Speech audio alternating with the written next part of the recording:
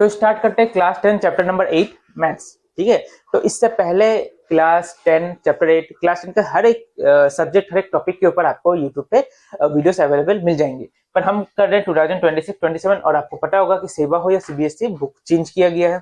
ठीक है, तो हम जो बुक बनाएंगे वो नए बुक नए सिलेबस के अकॉर्डिंग बनाएंगे। ठीक है, तो इससे क्या होगा, आपको बेनिफिट मिलेगा जो नया सम्स ऐड हुआ है, ठीक है, या जो नया कॉन्सेप्ट पे जो बुक आया है आपका, हम उस हिसाब से उसको, क्योंकि बुक चेंज हुआ है और आपको भी पता है कि अभी कॉन्सेप्ट बेस्ड क्वेश्चन आते हैं एग्जाम में, फाइनल एग्जाम में। हो सकता है आपके स्कूल से जो पेपर काटे उस पर आपको कॉन्सेप्ट बेस्ड ना दिया जाए, बुक का question he they they, but final exam में क्या होता है, कॉन्सेप्ट बेस्ड पेपर आता है और बहुत सारे स्टूडेंट को प्रॉब्लम होता है कि कॉन्सेप्ट बेस्ड को कैसे सॉल्व करें, क्योंकि सिर्फ आजकल बुक के नॉलेज, बुक का जो नॉलेज है वो लेके फायदा नहीं है, एक्स्ट्रा नॉलेज का भी बहुत जरूरी है आपको पेपर सम को सॉल्व करने के लिए, पेपर को कंप्लीट करने के लिए। तो हम ट्राई करेंगे आपको जितना आसान भाषा में हो सके आपको समझाए, जितना प्रोसेस है उसको कम करके। ठीक है, जब तो आप वीडियो पे बने रहिए। आपको कोई डाउट है तो आप कमेंट को यूज करना, ठीक है, कमेंट सेक्शन को यूज करना।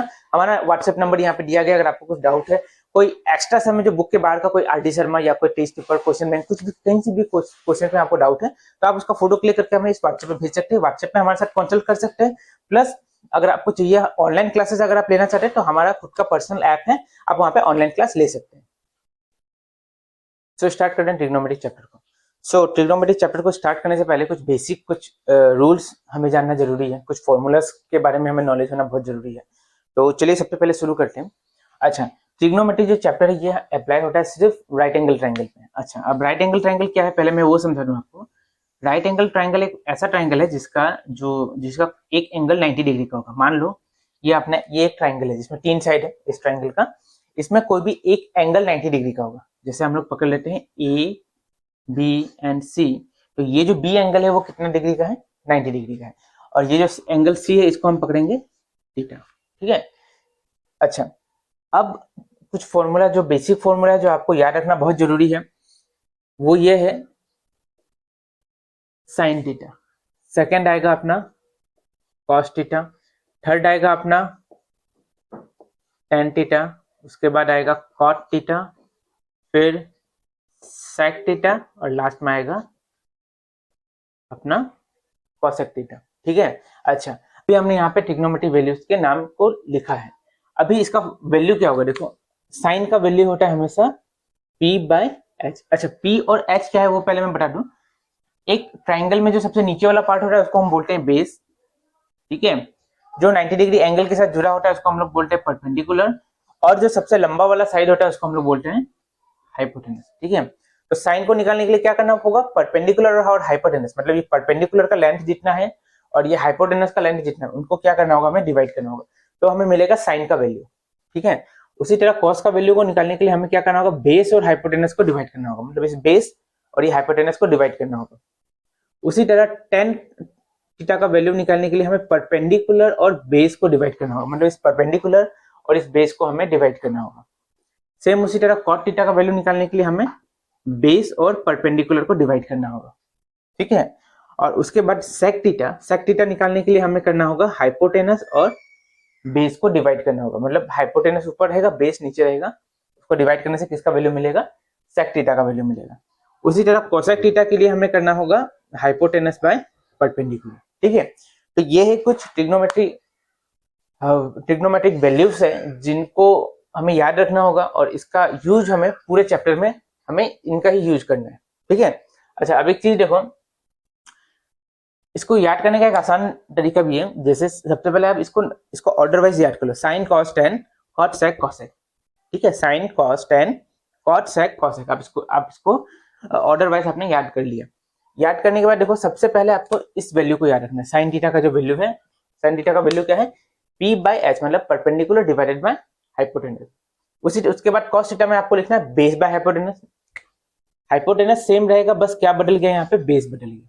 ठीक है, अब टेन थीटा में क्या करना है, टेन थीटा में हाइपोटेनस और हाइपोटेनस को कैंसिल करना है, सिर्फ परपेंडिकुलर और बेस बचा, परपेंडिकुलर और बेस को हमने डिवाइड कर दिया। ठीक है, उसके बाद हमने क्या किया, टेन कॉट थीटा में टेन थीटा को उल्टा कर दिया, टेन थीटा का वैल्यू p बाई बी था, कॉट थीटा में हमने क्या किया, b बाई पी लगा दिया। ठीक है, उसी तरह कॉस थीटा को हमने उल्टा किया, इसका वैल्यू था b by h, sec theta में हो गया h बाय बी। उसी तरह साइन थीटा को हमने उल्टा किया कॉस थीटा में। साइन थीटा का वैल्यू है पी बाय एच और कॉसेक थीटा का वैल्यू होगी एच बाय पी। तो ये एक आसान तरीका है जिससे आप ट्रिग्नोमेट्री रेशियो ट्रिग्नोमेट्री वैल्यूज को आप याद रख सकते हैं, ठीक है। अच्छा, तो अगर आपको ये समझ में आ गया तो इसके बाद अब हम आगे और फॉर्मूला में मूव करेंगे। तो जैसे कि साइन थीटा कॉस थीटा, देखो ये दोनों टोटली ऑपोजिट है, साइन थीटा। अच्छा, पहले तो आप ये 6 फॉर्मूला आपको याद करने होगा। साइन थीटा का वैल्यू है P by h, cos theta का वैल्यू है b by h, tan theta का वैल्यू है पी बाय पी। उसी तरह अब देखो साइन थीटा किसका उल्टा है, कॉस थीटा का उल्टा है। तो एक और फॉर्मूला निकल के आता है sine theta equal to 1 by cosec theta. समझ में आ रहा है? क्योंकि साइन थीटा का जो वैल्यू है, साइन थीटा देखो P by H perpendicular by hypotenuse और cosec theta hypotenuse by perpendicular, दोनों एक दूसरे के ऑपोजिट है, ठीक है। तो हम लिख सकते हैं sine theta equal to 1 by cosec theta. उसी तरह हम लिख सकते हैं cosec theta is equal to 1 by sine theta, ठीक है। समझ में आ रहा है? उसी तरह हम लोग कॉस थीटा को क्या लिख सकते हैं, cos theta is equal to, cos theta किसका ऑपोजिट है, सेक थीटा का। तो cos theta equal to 1 by sec theta. उसी तरह सेक थीटा हो जाएगा अपना sec theta equal to 1 by cos theta, ठीक है। और उसके बाद अपना टेन थीटा और कॉट थीटा ऑपोजिट है, तो tan theta is equal to 1 by cot theta and cot theta equal to 1 by tan theta, ठीक है। यहां तक मेरे हिसाब से आपको क्लियर हो जाना चाहिए। जो हमने यहाँ पे किया उसको हमने यहाँ पे एक और फॉर्मूला बना के लिख दिया, ये भी बहुत जरूरी है, इसका भी हमें इस्तेमाल करना है आगे आने वाले चैप्टर्स में, ठीक है। तो मेरे हिसाब से आपको ये बेसिक फॉर्मूला याद हो गया होगा, sine theta cos theta tan theta cot theta cosec theta. और साइन थीटा का ऑपोजिट क्या है, कोसेक थीटा, कोसेक थीटा का ऑपोजिट है साइन थीटा। एक ही है, अगर आप ध्यान से देखो तो सब घूम फिर के एक ही जगह में आ जा रहा है। अब बात करते हैं एक और, दो और फॉर्मूला हम लिखेंगे यहाँ पे। वो फॉर्मूला होगा टेन थीटा का और कॉट थीटा का, टेन थीटा और कॉट थीटा। तो टेन थीटा का वैल्यू क्या होता है, टेन थीटा का वैल्यू होता है sine theta by cos theta. Tan theta का क्या वैल्यू होता है, sine theta by cos theta. और कॉट थीटा का वैल्यू होता है, कॉट थीटा टेन का उल्टा होगा तो क्या होगा, cos theta by sine theta. अच्छा, ये दो को भी याद रखना, tan theta equal to sine theta by cos theta और cot theta equal to cos theta by sine theta, ठीक है। अच्छा देखो टेन थीटा, ये साइन बाय कॉस कैसे निकला ये हम अभी डिस्कस करेंगे, sine theta by cos theta कैसे निकला उसको हम अभी डिस्कस करेंगे। पर पहले आप ये देख लो cot theta cos theta by sine theta कैसे हो रहा है, ठीक है। टेन थीटा का वैल्यू अगर sine theta by cos theta है तो कॉट थीटा का वैल्यू इसका उल्टा होगा, मतलब कॉस थीटा ऊपर चला जाएगा और साइन थीटा कहाँ जाएगा, नीचे आ जाएगा, ठीक है। ये कॉट थीटा के बारे में तो शायद आपको समझ आ चुका होगा कि टेन का उल्टा होगा, टेन साइन बाय कॉस है तो कॉट क्या होगा, कॉस बाय साइन हो जाएगा, ठीक है। पर अब देखो यहाँ पे ट्विस्ट कहाँ पे, ये जो टेन थीटा का वैल्यू साइन बाय कॉस हुआ वो कैसे हुआ उस चीज को ध्यान से देखो। देखो सबसे पहले देखो यहाँ पे साइन थीटा का वैल्यू क्या है, पी बाय एच, और कॉस थीटा का वैल्यू क्या है, बी बाय एच, ठीक है। साइन का वैल्यू है पी बाय एच, कॉस का वैल्यू है बी बाय एच। अब जब हम इन दोनों को डिवाइड करेंगे तो क्या मिलेगा, sine theta by cos theta, मतलब क्या मिल रहा है, P by h divided by b by h, यही मिल रहा है। अब ये नीचे से नीचे का हाइपोटेनस कैंसिल हो गया, क्या मिला हमें, पी बाय बी, जो कि किसका वैल्यू है, पी बाय बी वैल्यू है टेन थीटा का। तो इसीलिए हम साइन थीटा और कोस थीटा को डिवाइड करके हमें आंसर क्या मिलेगा, is equal to tan theta, क्योंकि पी बाय बी का मतलब क्या होता है, पी बाय बी का मतलब होता है टेन थीटा। तो साइन थीटा और कोस थीटा को डिवाइड करके क्या मिलेगा, टेन थीटा। और टेन थीटा का ऑपोजिट क्या होता है, कॉस थीटा, तो कॉस ऊपर चला गया, साइन नीचे आ गया। तो मेरे हिसाब से ये ट्रिग्नोमेट्री का कुछ बेसिक है जो चैप्टर स्टार्ट करने से पहले बहुत जरूरी था, तो इसलिए मैंने इसको अभी एक्सप्लेन किया। अब नेक्स्ट वीडियो में हम चैप्टर को डिस्कस करेंगे। चैप्टर को डिस्कस करने से पहले हम पहले एग्जांपल्स को देखेंगे, कुछ सम्स है जो हम खुद से प्रैक्टिस करेंगे चैप्टर के अलावा, जो कि आपको चैप्टर को सॉल्व करने में हेल्प करेगा, समझने में आपको मदद करेगा। दोबारा से कह रहा हूँ, अगर आपको ऑनलाइन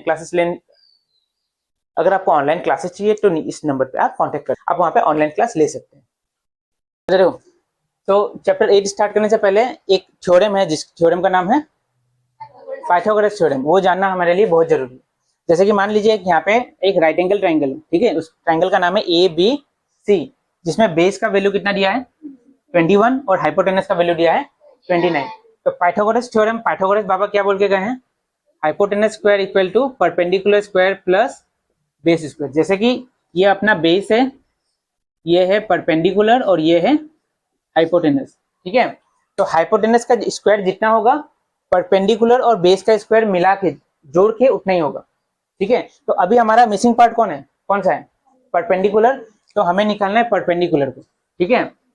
तो कैसे सॉल्व करना होगा, देखो परपेंडिकुलर को छोड़ के जितना भी वैल्यू है सबको हम लोग यहाँ इस साइड में ट्रांसफर करेंगे, ठीक है। तो बेस यहाँ पे प्लस हो रहा है, इधर आके क्या हो जाएगा, तो कैसे लिखेंगे इसको, h square minus B square equal to P square, ठीक है यहाँ तक। अब हाइपोटेनस का वैल्यू कितना दिया है, कितना दिया हुआ है वहां पे 29, तो वहां पे आ गया 29 स्क्वायर, फिर क्या है माइनस है तो माइनस आ गया, उसके बाद क्या है बेस का वैल्यू है 21 स्क्वायर इक्वल टू, अब परपेंडिकुलर का वैल्यू तो पता नहीं है, तो परपेंडिकुलर का जगह क्या आएगा पी स्क्वायर, ठीक है। ठीक है, अब या तो 29 स्क्वायर माइनस 21 स्क्वायर वैसे करके निकाल लो, या तो इसको फॉर्मूला में बिठा दो। देखो ये ए स्क्वायर माइनस बी स्क्वायर वो फॉर्मूला में आ रहा है ना, A square minus B square, A square minus B square का आंसर क्या होता है, हाँ ए प्लस बी ए माइनस बी, ठीक है। A square minus B square इसका फॉर्मूला क्या होता है, ए प्लस बी और ए माइनस बी। तो यहाँ पे क्या होगा 29 माइनस 21 और फिर क्या होगा 29 plus 21 equal to b square. तो 29 माइनस 21 कितना होगा 8 इंटू 29 प्लस 21 कितना होगा 50 इक्वल टू पी स्क्वायर। अब 50 इंटू 8 कितना हो गया 5 8 सर 40 और एक जीरो था वो जीरो आ गया 400 इक्वल टू पी स्क्वायर, ठीक है।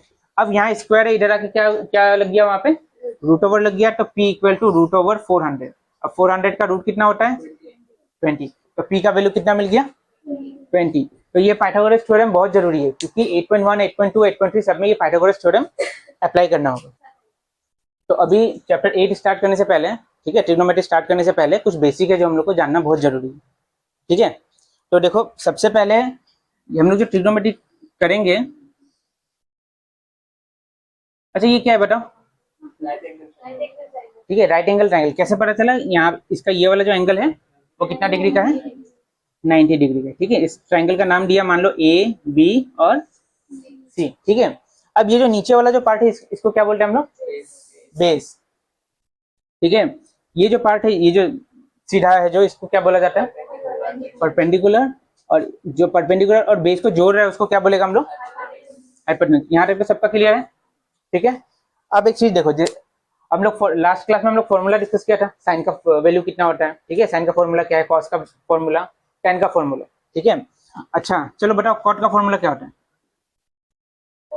कॉट थीटा इसका फॉर्मूला क्या होता है बताओ, हाँ बी बाई पी या p by b, b by p, ठीक है।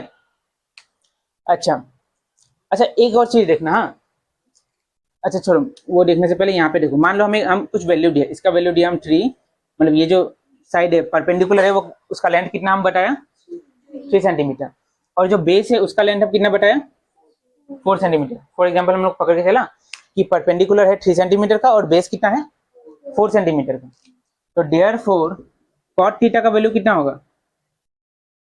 कॉट थीटा का वैल्यू, कॉट थीटा का फॉर्मूला क्या है बी बाई पी, यहाँ पे बेस कितना है 4, तो बी का जगह क्या आ जाएगा, और परपेंडिकुलर कितना है यहाँ पे, तो पी का जगह क्या आएगा 3, तो therefore cot theta equal to 4/3। यहाँ तक समझ में आया, यहाँ तक क्लियर है सबको। अच्छा अब देखो ये जो हम लोग थीटा लिखा है यहाँ पे, ठीक है, इसका मतलब होता है ये जो एंगल है इसका बारे में हम लोग बात कर रहे हैं। देखो ये परपेंडिकुलर है और ये अपना बेस है, कब परपेंडिकुलर और बेस है जब हम लोग इस एंगल को पकड़ेगा, इस एंगल के लिए ये क्या है परपेंडिकुलर और ये क्या है बेस, और साइड वाला क्या है हाइपोटेनस। यहाँ तक क्लियर है सबका। अब मान लो सेम डायग्राम, ठीक है, यहाँ पे देखो एक सेम डायग्राम हम लोग बना रहे हैं, अच्छा यहाँ पे बनाते हैं वरना गड़बड़, सेम डायग्राम बना लिया। अब हम लोग बोल दिया जो थीटा है वो ये वाला एंगल नहीं है, ठीक है, नीचे वाला एंगल थीटा नहीं है, ये थीटा है।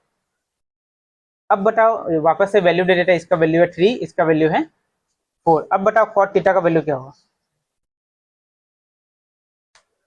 अब बताओ कोट थीटा का वैल्यू क्या होगा? कैसे 3/4? 4/3 होगा या 3/4 होगा? देखो कोट थीटा का फॉर्मूला चेंज हो जाएगा क्या? फॉर्मूला तो चेंज नहीं होगा। क्या है फॉर्मूला? b/p। तो बेस कितना है और p कितना है? 3। पर ये नहीं होगा आंसर। आंसर होगा 3/4। पर तुम लोग बोला 3/4, पर क्यों होगा वो तो नहीं बता पाए। ठीक है, समझो। हाँ देखो यहाँ पे थीटा नीचे था, तो नीचे होने के कारण इसके साथ जो है, जो साइड है उसको हम लोग बेस पकड़ लिया, जो सबसे बड़ा वाला उसको हाइपोटेनस, और इसके ऑपोजिट वाला साइड को क्या पकड़ा? परपेंडिकुलर। पर इस केस में थीटा का ऑपोजिट वाला साइड कौन सा होगा? देखो देखो देखो, इस केस में थीटा का जो ऑपोजिट साइड है इसको क्या पकड़ लिया हम लोग? परपेंडिकुलर। और 90 डिग्री के साथ जो लगा हुआ है उसको पकड़ा बेस, और दोनों को जो जोड़ रहा है उसको पकड़ा हम लोग हाइपोटेनस। ठीक उसी तरह थीटा का ऑपोजिट कौन सा साइड है? 4। तो ये क्या बन जाएगा? ये बन जाएगा अभी परपेंडिकुलर। ठीक है, ये बन जाएगा क्या? ये तो हाइपोटेनस हाइपोटेनस ही रहेगा, और ये क्या बन जाएगा? बेस। तो अब फॉर्मूला तो सेम रहेगा, बेस बाय परपेंडिकुलर। बेस कितना है? 3 और परपेंडिकुलर कितना है? 4। समझ में आया? इसको लिख लो का एग्जांपल नंबर 1।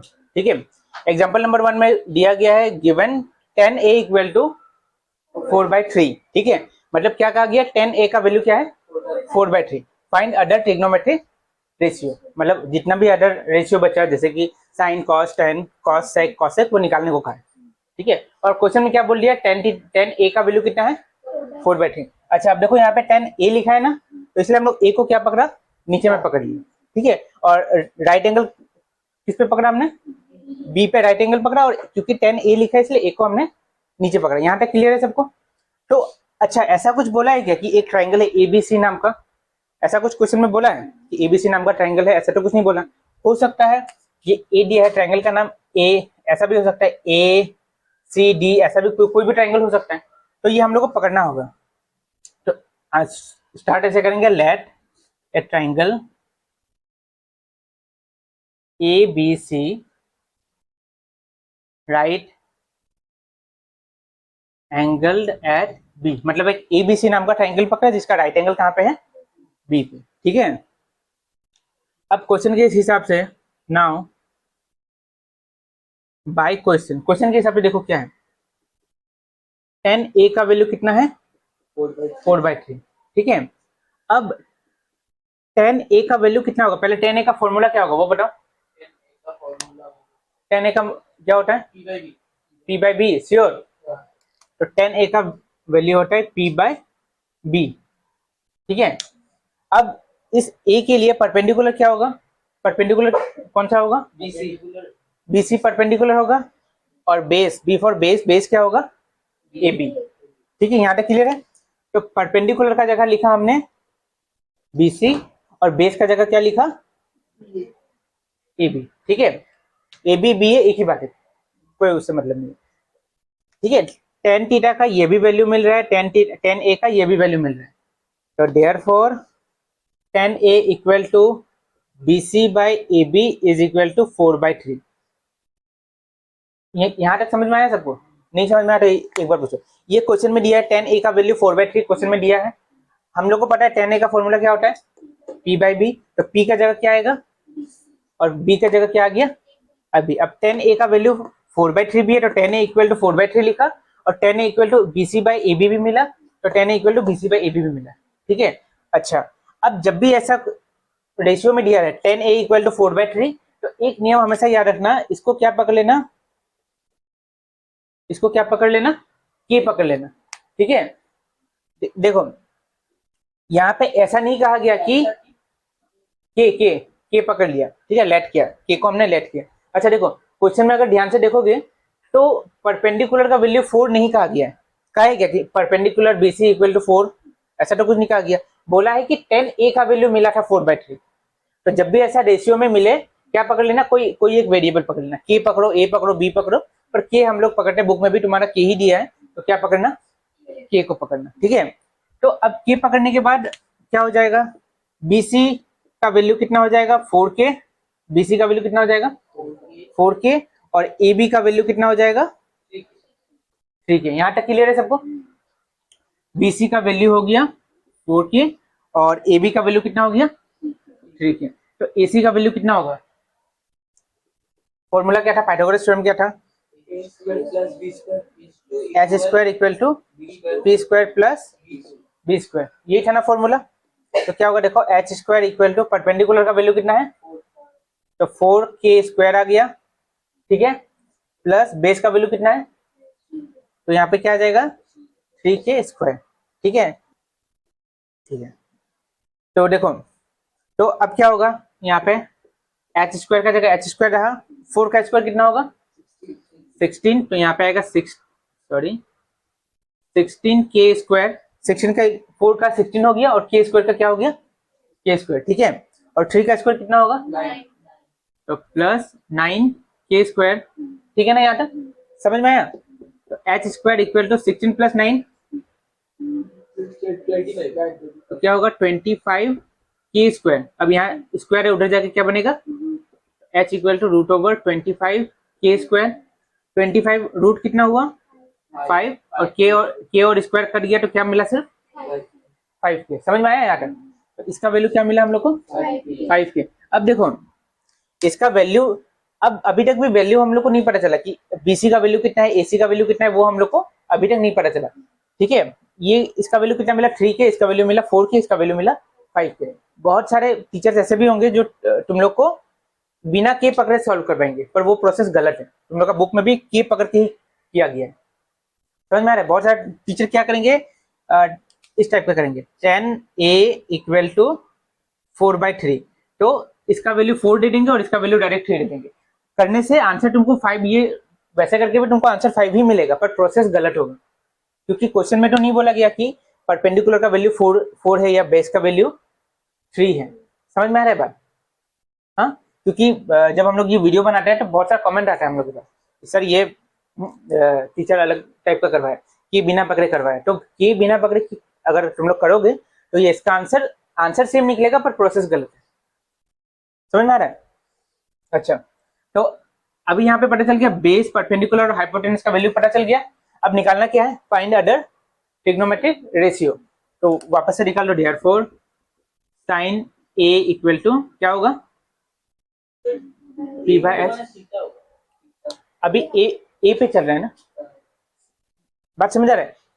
थीटा होने से हम लोग यहाँ पे थीटा लिख देते, ए होने से ए लिख देंगे, एक ही बात है, उसमें कोई डिफरेंस नहीं। समझ रहा है, ये हम लोग ये एंगल का बात कर रहे हैं, मतलब थीटा भी वो एंगल है या ए भी वो एंगल है, angle a, angle b, angle c, ठीक है। तो साइन ए का वैल्यू कितना होगा P/H, मतलब होगा 4K/5K, जिसमें के कैंसिल हो गया, क्या मिला 4/5। उसी तरह कॉस ए कितना होगा, मतलब 3K/5, मतलब हो जाएगा 3/5, और tan A कितना होगा P/B, मतलब 4K/3K, के काटा 4/3। अब cot E कितना होगा, इसका उल्टा हो जाएगा, tan का उल्टा होता है ना cot, तो 4/3 का जगह क्या लिखेंगे 3/4। sec किसका उल्टा होता है, cos का उल्टा होता है, cos मिला 3/5, तो sec कितना मिलेगा 5/3, ठीक है। और cosec किसका उल्टा होता है, साइन का उल्टा होता है, cosec A, तो साइन मिला 4/5, वो कितना मिलेगा 5/4। देखो tan थीटा यहाँ पे 4/3 मिला, यहाँ भी 4/3 मिला था, ठीक है, आंसर करेक्ट है हम लोग। चैप्टर 8 का एग्जांपल 3 पे सॉल्व करेंगे, ठीक है। इसमें बोला है find the value of sin square theta plus cos square theta, और डायग्राम यहाँ पे दिया हुआ है, ये एक राइट एंगल ट्रायंगल है ABC नाम का, जिसमें बेस का वैल्यू है 21 और हाइपोटेनस का वैल्यू है 29। तो यहाँ पे देखो हमने लिखा AB का वैल्यू, जो अपना हाइपोटेनस है उसका वैल्यू लिख दिया 29, ठीक है, बेस का वैल्यू 21 लिखा और परपेंडिकुलर का वैल्यू नहीं पता।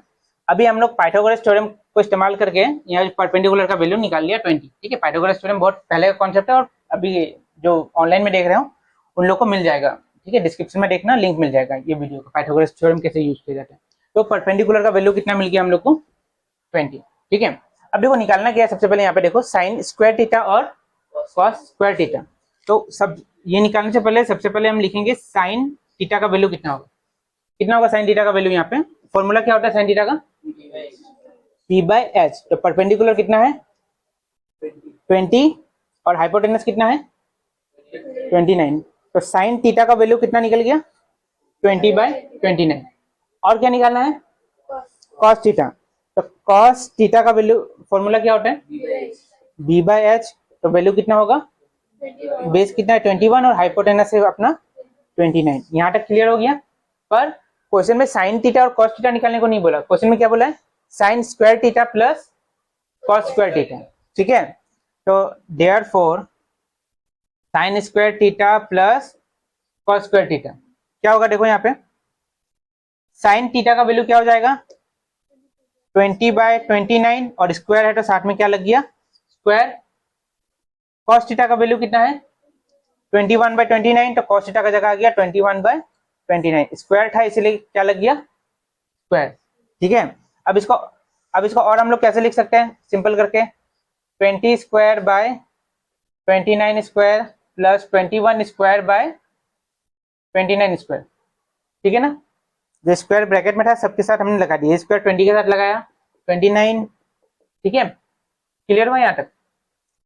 अब देखो, अब इनका एलसीएम लेने से क्या मिलेगा, 29 स्क्वायर मिलेगा, 29 स्क्वायर ही मिलेगा, ऊपर क्या मिला 20 स्क्वायर प्लस 21 स्क्वायर, ठीक है। अब 29 का स्क्वायर कितना होता है 841 और 20 का स्क्वायर कितना होता है 400, 21 का स्क्वायर 441। अब दोनों को प्लस करके कितना मिलेगा 841 डिवाइडेड बाय 841, तो कितना मिला आंसर, कट के आंसर कितना मिला 1, क्योंकि हमने पढ़ा था sine square theta plus cos square theta का वैल्यू कितना होता है 1। तो कोई भी ट्रिग्नोमेट्री वैल्यू में अगर sine square theta plus cos square theta पूछ रहा है तो आंसर हमेशा क्या निकलेगा 1। तो मूव करते हैं तो चैप्टर 8 के एग्जांपल नंबर 5 में। वैसे तो मैं एग्जांपल का वीडियो नहीं बनाता, एग्जांपल का वीडियो की बुक में उसका आंसर सॉल्व करके दिया रहता है, फिर भी कुछ इंपॉर्टेंट एग्जांपल होते हैं जो एग्जाम में बार बार रिपीट किए जाते हैं। जैसे कि एग्जांपल नंबर 5 बहुत इंपॉर्टेंट है, बहुत सारे बोर्ड में बहुत सारे डिस्ट्रिक्ट में स्पेशली सेबा के डिस्ट्रिक्ट में बार बार ये क्वेश्चन को रिपीट किया गया है, तो इसलिए मैंने सोचा कि इसके ऊपर एक वीडियो बनाना जरूरी है, ठीक है। एक डिटेल वीडियो में बना देता हूँ कि आप लोग को प्रॉब्लम ना हो, ठीक है। तो बहुत देखने में बहुत कॉम्प्लिकेटेड लगता है, पर अगर समझाने पे और समझने पे ये बहुत ही आसान हो जाएगा।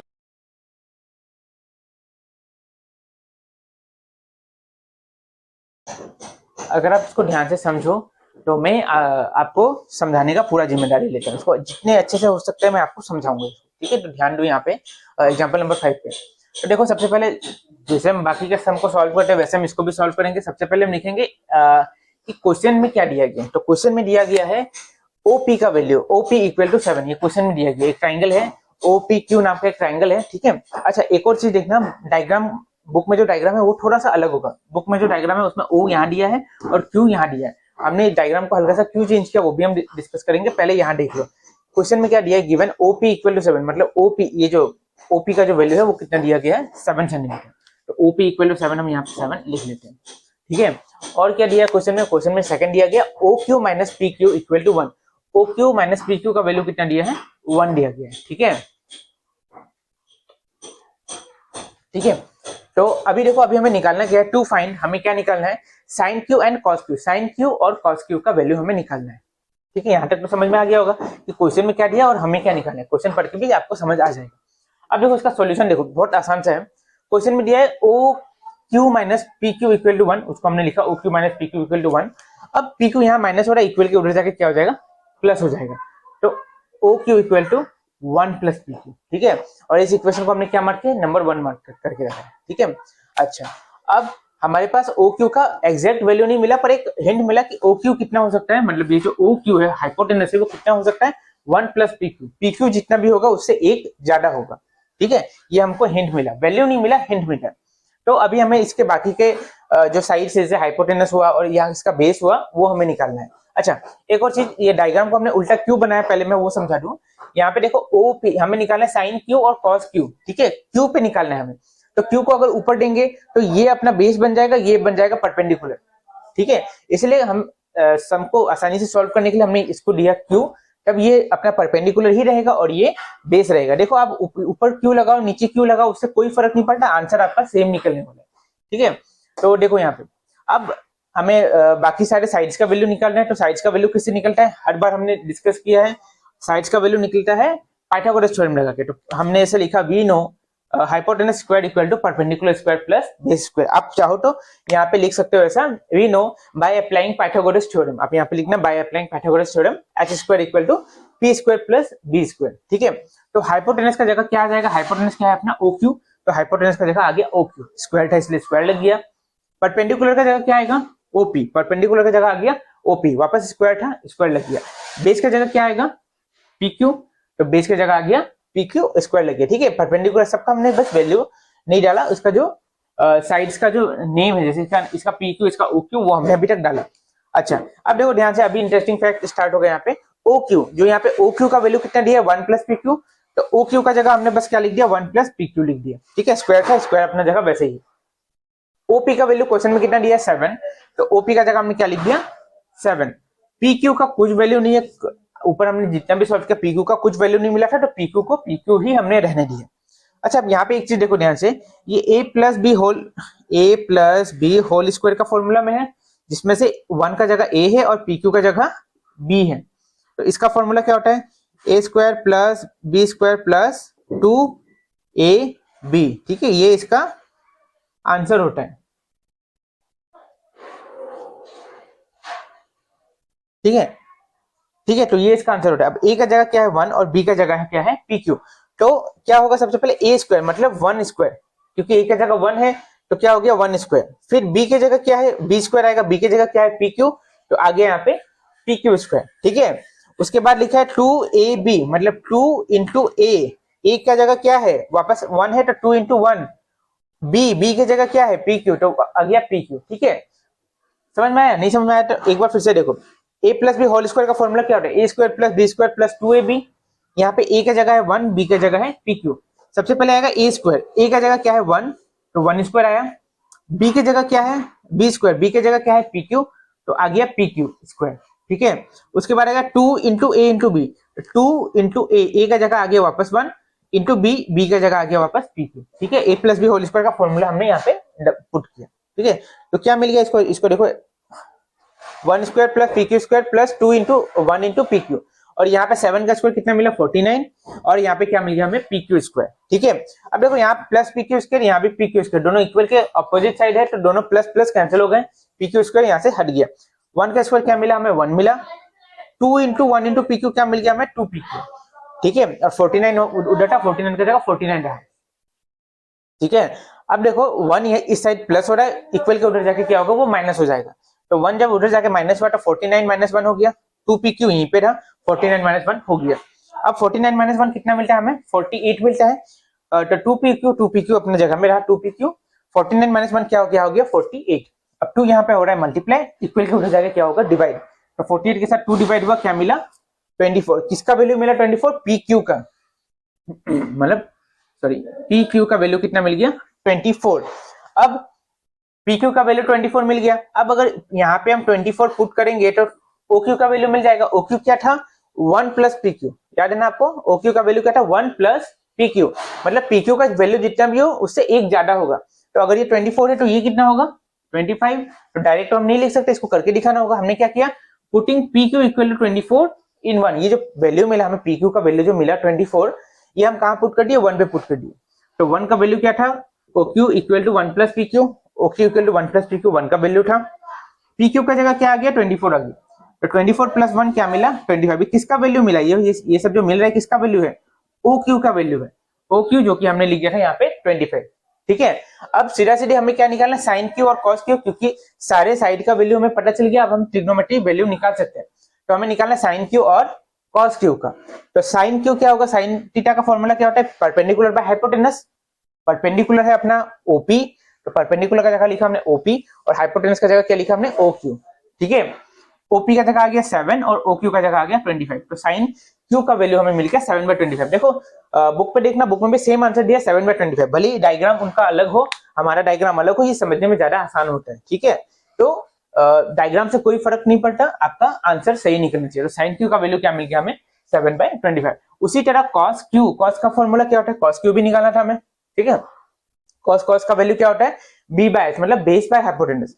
अब बेस क्या है यहाँ पे, बेस है अपना पी क्यू, तो बेस की जगह हमने लिखा पी क्यू और हाइपोटेनस की जगह क्या लिखा ओ क्यू। अब बेस का पी क्यू का वैल्यू है 24, तो यहाँ आ गया 24, और हाइपोटेनस मतलब ओ क्यू का वैल्यू है 25, तो ओ क्यू का जगह आ गया 25। तो ये है साइन क्यू का वैल्यू और ये है कॉस क्यू का वैल्यू। तो अभी आपको शायद समझ आ रहा होगा कि हमने क्यू को ऊपर नहीं पकड़ के नीचे क्यों पकड़ा, क्योंकि हमारा परपेंडिकुलर परपेंडिकुलर ही रहेगा और बेस हमारा बेस ही रहेगा। अगर हम इसको चेंज करते हैं, मान लो जैसे बुक में डायग्राम दिया है, बुक में ऐसा कुछ दिया होगा क्यू ओ और पी, तब देखो पी क्यू कितना है 24 है ना, तो पी क्यू वहां ऊपर चला जाएगा 24, और ओ पी जो है, जो ओ पी ओ है, मतलब जो पी ओ पी, ये कितना बन जाएगा 7 बन जाएगा। ठीक है, तो वैल्यू चेंज हो सकते, गलत होने का चांस ज्यादा रहता है उसमें। ठीक है, तो आप इसको इस वाले डायग्राम को मत देखना। अगर आपको बुक वाला समझ आ रहा है तो बहुत अच्छी बात है, आप बुक वाले प्रोसेस को फॉलो करो। नहीं तो अगर आपको बुक वाले में कुछ डाउट है या आपके स्कूल टीचर ने, ट्यूशन टीचर ने कुछ समझाया जिसमें आपको डाउट हो रहा है, ठीक है, तो आप इस वाले प्रोसेस को फॉलो करना, मेरे वाले इस डायग्राम को नहीं, इस डायग्राम को फॉलो करना। बहुत आसानी से, बहुत सरल तरीके से आपका इसका आंसर निकल जाएगा और एक ऑनलाइन क्लास ले सकते हैं। तो स्टार्ट करते हैं 8.1 का क्वेश्चन नंबर 1 को। ठीक है, अब देखो क्वेश्चन में क्या दिया गया है कि एक राइट एंगल ट्रायंगल है। उस राइट एंगल ट्रायंगल का नाम क्वेश्चन में क्या दिया है, ए बी एंड सी। उसमें राइट एंगल कहाँ होगा, बी पे। तो राइट एंगल कहाँ दिया हमने, बी पे, मतलब बी के ऊपर क्या है 90 डिग्री। ठीक है, उसके बाद क्वेश्चन में क्या बोला है, ए बी का वैल्यू कितना बोला है 24, मतलब ये जो परपेंडिकुलर है ए बी, इसका वैल्यू कितना है 24। ठीक है, उसी तरह बी सी क्या होगा अपना बेस, बी सी का वैल्यू बोला है 7 सेंटीमीटर। और उसके बाद जो ये हाइपोटेनस है ए सी, इसका कुछ वैल्यू नहीं कहा गया।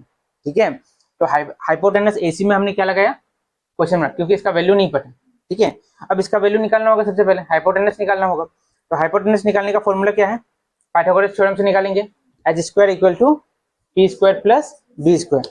अब क्योंकि एच का वैल्यू हमें नहीं पता, तो एच का वैल्यू की जगह क्या लिखा हमने एच स्क्वायर। परपेंडिकुलर कितना था 24, तो यहाँ पे क्या आ गया 24 स्क्वायर। बेस का वैल्यू कितना था 7, तो आ गया 7 स्क्वायर। ठीक है, अब 24 का स्क्वायर कितना मिला 576, और 7 का स्क्वायर कितना मिला 49। अब दोनों को प्लस करके कितना मिला 625। अब h के ऊपर स्क्वायर है, स्क्वायर अगर इक्वल के इधर आएगा तो क्या बन जाएगा रूट बन जाएगा। तो रूट ओवर 625 का वैल्यू कितना होगा 25। किसका वैल्यू निकला 25, h का, मतलब ये जो हाइपोटेनस है इसका वैल्यू कितना निकला 25। यहाँ तक क्लियर है। अच्छा अब बताओ क्वेश्चन में पूछा क्या है, क्या निकालने को बोला है, मेन ट्विस्ट यहाँ से शुरू होगा। बताओ क्या कहा है, साइन ए कॉस ए, और क्या निकालना है साइन सी कॉस सी। ठीक है, तो सबसे पहले देखो साइन ए, सबसे पहले हम क्या निकालेंगे साइन ए। ठीक है, ये तो क्वेश्चन में दिया है, इसको मत लिखना, देयरफॉर साइन ए। अब देखो साइन ए, एंगल ए कहाँ है, एंगल ए किधर नीचे है या ऊपर है, ऊपर है ना। तो अगर ये एंगल है, अगर इस एंगल को पकड़ेंगे तो बेस क्या बन जाएगा ए बी क्या बन जाएगा तुम देखो, ये ट्राइंगल, इस ट्राइंगल को कैसे देखना, इस टाइप का देखना। ठीक है, एंगल ए को कहां भी पकड़ना नीचे। तो ए बी का वैल्यू कितना है 24, और बी सी का वैल्यू कितना है ये 25 का 25 ही रहा। समझ में आ रहा है, मतलब अभी साइन ए का वैल्यू पूछ रहा है, तो ए को हमने क्या किया ऊपर से नीचे लाया। तो ये जो पार्ट हुआ ए बी, इसका लेंथ कितना होगा, तो नीचे वाला पार्ट क्या होगा बेस बन जाएगा, ये 24 बन गया। और ये जो BC है ये क्या बन गया 7, जो कि पहले ऊपर था। समझ में आ रहा है यहाँ पे, और हाइपोटेनस हाइपोटेनस ही रहा। तो अब साइन थीटा का फॉर्मूला क्या है P बाय H, मतलब परपेंडिकुलर कितना होगा यहाँ पे, मतलब पहले ऐसे लिखना BC, और हाइपोटेनस क्या होगा AC। ठीक है, तो BC का वैल्यू कितना है 7, और AC का वैल्यू कितना है 25। ठीक उसी तरह cos A का वैल्यू कितना होगा B by H, cos A का वैल्यू है B बाय एच। तो बेस कितना है अपना, तो क्या होगा पहले इसका नाम लिखना AB बाय AC। तो AB का वैल्यू कितना है, तो AB का जगह आ गया 24, और AC का जगह क्या आ गया 25। समझ में आया। उसी तरह साइन C निकालना है अभी। तो देखो यहाँ पे साइन C के लिए C को वापस नीचे ही पकड़ना होगा, ये पहले वाला डायग्राम। तो इसके लिए परपेंडिकुलर ये है, बेस ये है। ठीक है, साइन का फॉर्मूला क्या है P बाय एच, मतलब क्या होगा AB बाय AC। AB का वैल्यू कितना है, AC का वैल्यू कितना है 25। ठीक है, उसी तरह cos C का क्या होगा B by H, cos C का फॉर्मूला है B बाय एच, मतलब बेस क्या होगा इसमें BC, और हाइपोटेनस क्या होगा AC, मतलब 7 बाय 25। ठीक है, तो सब निकल गया ना, साइन ए कॉस है, साइन सी कॉस सी। याद रखना जो भी वैल्यू निकालने को दिया, एंगल ए हो, बी हो, सी हो, जो भी हो, उसको हमेशा क्या पकड़ लेना, उसको नीचे ले आना। ठीक है, नीचे लाने के बाद तुम्हारा बेस और परपेंडिकुलर बदल जाएगा। पहले परपेंडिकुलर 24 था, इसमें परपेंडिकुलर क्या हो गया 7, इसमें बेस 7 था, इसका बेस क्या हो गया 24। तो इस चीज को याद रखना। ठीक है, तो अब हम करेंगे 8.1 का क्वेश्चन नंबर 2। ठीक है, इसमें क्वेश्चन में दिया गया एक डायग्राम दिया है, उस डायग्राम में परपेंडिकुलर का वैल्यू बोला है 12, तो इसलिए हमने लिखा गिवन पी क्यू का जो वैल्यू है वो दिया है यहाँ पे 12। ठीक है, उसी तरह जो हाइपोटेनस है उसका वैल्यू कितना दिया है 13। ठीक है, और क्वेश्चन में क्या निकालने को बोला है, tan p minus quarter, tan p minus quarter का वैल्यू क्वेश्चन में निकालने को कहा। तो देखो यहाँ पे मिसिंग पार्ट कौन सा है, परपेंडिकुलर है, हाइपोटेनस है, क्या नहीं है हमारे पास, बेस नहीं है। तो सबसे पहले बेस निकालना होगा। बेस कैसे निकलता है, पाइथागोरस थ्योरम को लगा के। देखो यहाँ पे पाइथागोरस थ्योरम लगाया, h square equal to P square plus B square. अब हाइपोटेनस का जगह आ गया 13, ठीक है, परपेंडिकुलर की जगह आ गया 12, और बेस क्योंकि हमें नहीं पता तो बेस का जगह बी ही रहा। अब 13 का स्क्वायर मिला, 12 का स्क्वायर मिला, ठीक है, और बेस स्क्वायर बी स्क्वायर इधर। अब 144 इधर प्लस हो रहा है, इक्वल के इधर आके माइनस हो जाएगा, तो 169 माइनस 144 कितना मिला 25। अब बी के ऊपर स्क्वायर है, इधर आके क्या बन जाएगा, तो रूट ओवर 25 का वैल्यू कितना होता है 5। तो बी मतलब बेस का वैल्यू कितना मिल गया 5। ठीक है, अब क्वेश्चन में क्या पूछा है, सबसे पहले क्वेश्चन में पूछा tan p माइनस क्वार्टर, तो सबसे पहले हम tan p निकालेंगे। तो नाउ tan p का वैल्यू कितना होगा, देखो अब p पूछ रहा है तो p को नीचे लाना होगा। ठीक है, तो देखो यहाँ पे अगर p नीचे आ गया, r ऊपर चला गया, देखो ये जिस पे 90 डिग्री है वो वैसे का वैसे ही रहेगा, चेंज क्या होगा, सिर्फ बाकी का दो वैल्यू चेंज होगा। तो p नीचे आ गया, r ऊपर चला गया, q वैसे का वैसे ही रहा। अब बताओ पी क्यू का वैल्यू कितना है 12, तो 12 यहाँ आ गया, और क्यू आर का वैल्यू 5 वो यहाँ चला गया, और 13 यहाँ पे आ गया।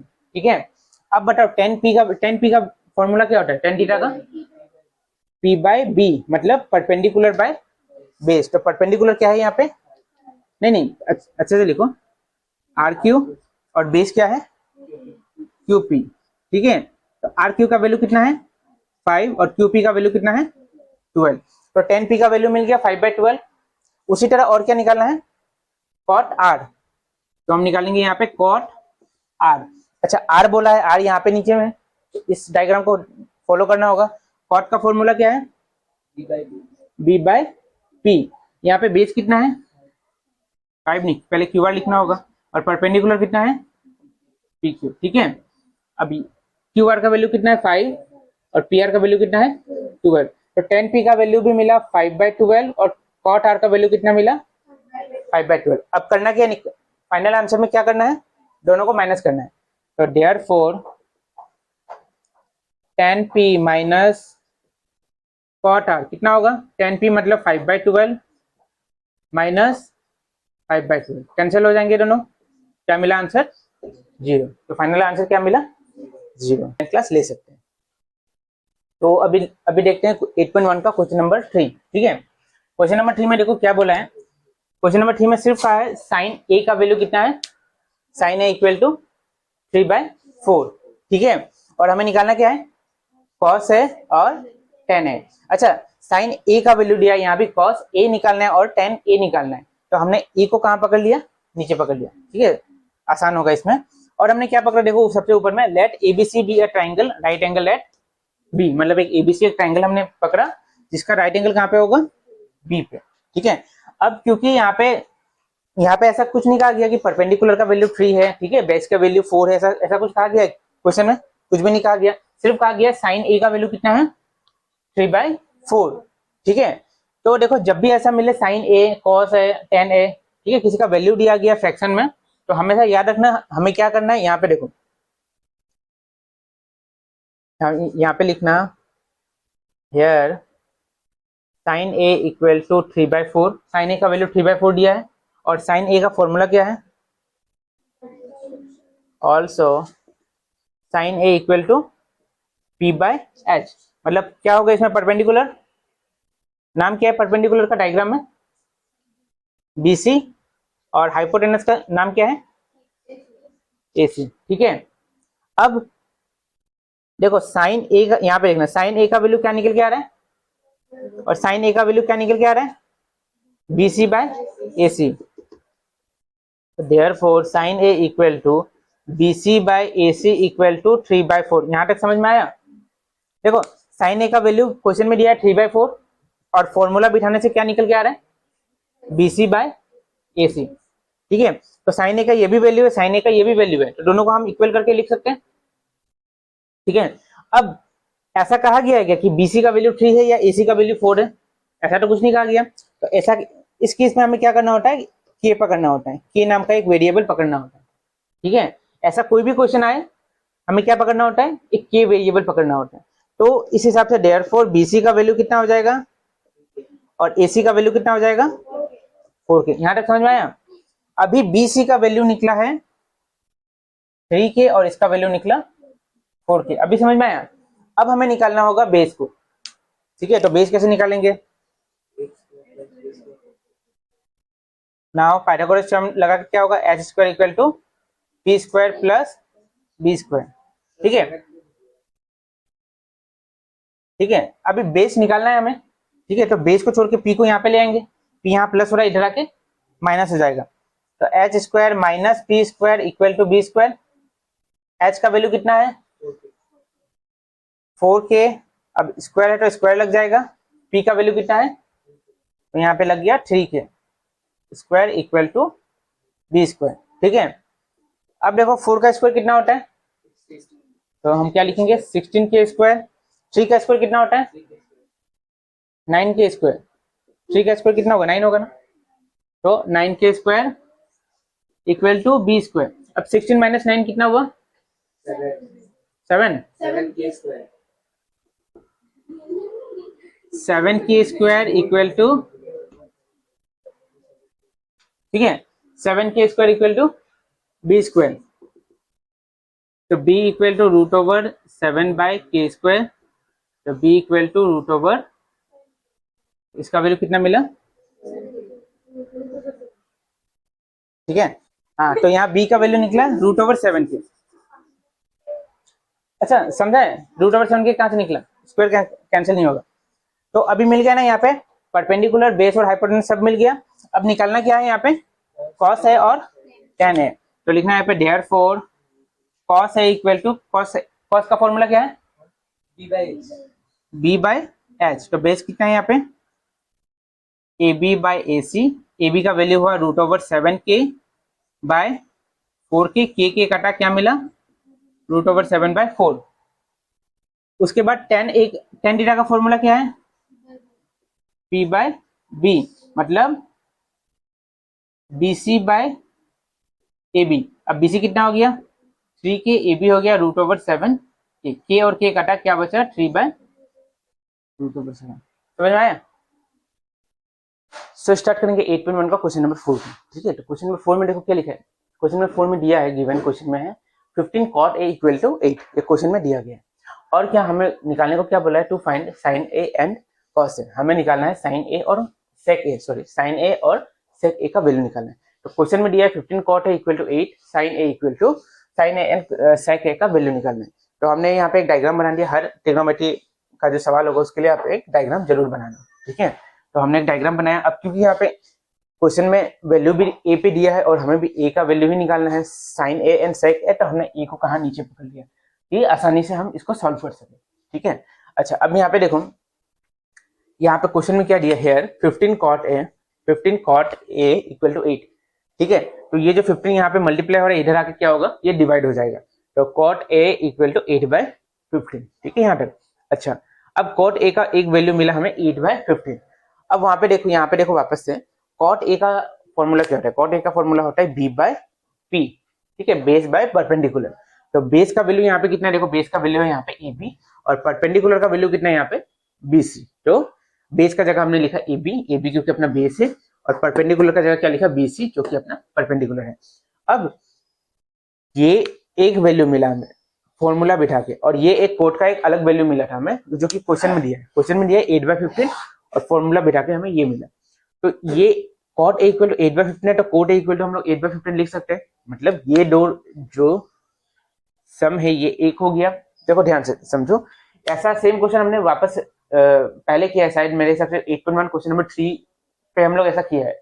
इसी टाइप का हमको, अगर अभी तक आपने देखा नहीं तो डिस्क्रिप्शन में आपको प्लेलिस्ट का लिंक मिल जाएगा, वहां जाके देख लो, अच्छे से समझ आएगा टर्म। उसके बाद आके ये वाला वीडियो देख लो, ठीक है। तो देखो कोट ए इक्वल टू 8/15 और कोट ए का वैल्यू यहाँ पे क्या मिल रहा है इसमें, A B by B C. तो इस हिसाब से क्या हो, इधर भी कोट है इधर भी कोट है, तो ये दोनों वैल्यू इक्वल हुआ ना, A B by B C equal to 8/15। इसको हमने क्या पकड़ लिया, के पकड़ लिया, क्योंकि ऐसा तो क्वेश्चन में नहीं कहा गया कि ए बी का वैल्यू 8 है या बी सी का वैल्यू 15 है, ऐसा तो कुछ नहीं कहा गया क्वेश्चन में। तो इसलिए हमें क्या पकड़ना होगा, हमें वेरिएबल पकड़ना होगा। तो ए बी का वैल्यू कितना मिल गया 8 के, और बी सी का वैल्यू कितना मिल गया हमें 15 के, ठीक है। तो ए बी देखो यहाँ पे लिख लो, ए बी का वैल्यू मिल गया 8 के और इसका वैल्यू मिल गया हमें 15 के, ठीक है। अब उसके बाद हमने क्या किया, हमने लगाया पाइथागोरस थ्योरम, सॉरी हमने लगाया पाइथागोरस थ्योरम, जिसमें hypotenuse square equal to perpendicular square plus base square. तो पाइथागोरस थ्योरम को लगा के हाइपोटेनस का जगह लिखा हमने एसी, क्योंकि एसी वहां अपना हाइपोटेनस है, परपेंडिकुलर अपना है बीसी, सॉरी परपेंडिकुलर यहाँ होगा, इसको आप परपेंडिकुलर बना लो, इसको आप बेस बना लो, ठीक है। यहाँ से ना बोलेंगे, तो hypotenuse square equal to base square plus perpendicular square. तो हाइपोटेनस का जगह आ गया अपना एसी, क्योंकि वहां पे हाइपोटेनस एसी है। बेस का जगह आ गया एबी, क्योंकि अपना बेस एबी है, और परपेंडिकुलर का जगह आ गया बीसी, ठीक है। वैल्यू बिठाया हमने, एबी का वैल्यू कितना है 8 के, तो एबी का जगह हमने 8 के बिठा दिया। बीसी का वैल्यू यहाँ पे कितना है, बीसी का वैल्यू है 15 के, तो हमने 15 के बिठाया। अब 8 का स्क्वायर कितना होता है 64, तो 8 का स्क्वायर हमने लिखा 64 और के स्क्वायर को हमने लिखा यहाँ पे के स्क्वायर, ठीक है। उसी तरह 15 का स्क्वायर होता है 225, हमने यहाँ पे लिखा, और के स्क्वायर को हमने लिखा यहाँ पे के स्क्वायर, ठीक है। यहाँ तक अब दोनों को प्लस करके हमें कितना वैल्यू मिला, प्लस करके हमें मिला 289 के स्क्वायर। ये किसका वैल्यू मिला, एसी स्क्वायर का वैल्यू मिला। अब एसी स्क्वायर का वैल्यू मिला है 289 के स्क्वायर, एसी का वैल्यू नहीं मिला है, तो एसी का वैल्यू कैसे निकालेंगे, एसी इक्वल टू, यहाँ स्क्वायर है, स्क्वायर इक्वल के उधर जाके क्या बन जाएगा, रूट बन जाएगा। तो एसी इधर आके रूट बन गया, क्या मिला हमें 289 के स्क्वायर, ठीक है। अब 289 किसका रूट होता है, 289 17 का स्क्वायर करने से हमें मिलता है 289, तो रूट ओवर 289 को हम क्या लिख सकते हैं 17, और के ऊपर जो स्क्वायर था, ये स्क्वायर और रूट कैंसिल होकर क्या मिल गया हमें, सिर्फ के मिल गया। तो एसी का वैल्यू हमें कितना मिला 17 के, ठीक है। अब तीनों साइड का वैल्यू हमें पता चल गया। अब हम आराम से निकाल सकते हैं अपना साइन ए और सेक ए का वैल्यू। तो साइन ए का फॉर्मूला क्या है, साइन ए का फॉर्मूला है परपेंडिकुलर बाय हाइपोटेनस। तो परपेंडिकुलर का जगह हमने लिखा 15 के, जो कि परपेंडिकुलर का वैल्यू है, और हाइपोटेनस का जगह लिखा हमने 17।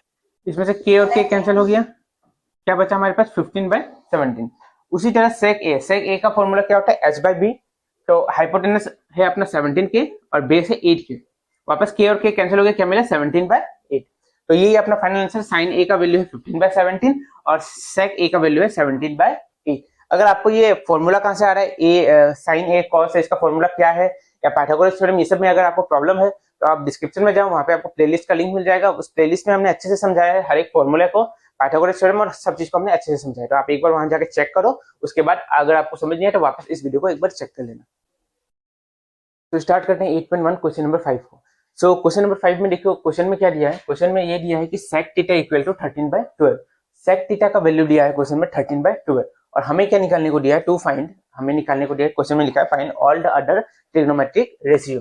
जितना भी ट्रिग्नोमेट्रिक का रेशियो है, जैसे कि sin theta, cos theta, tan theta, cot, sec, cosec, हर किसी का वैल्यू निकालने दिया।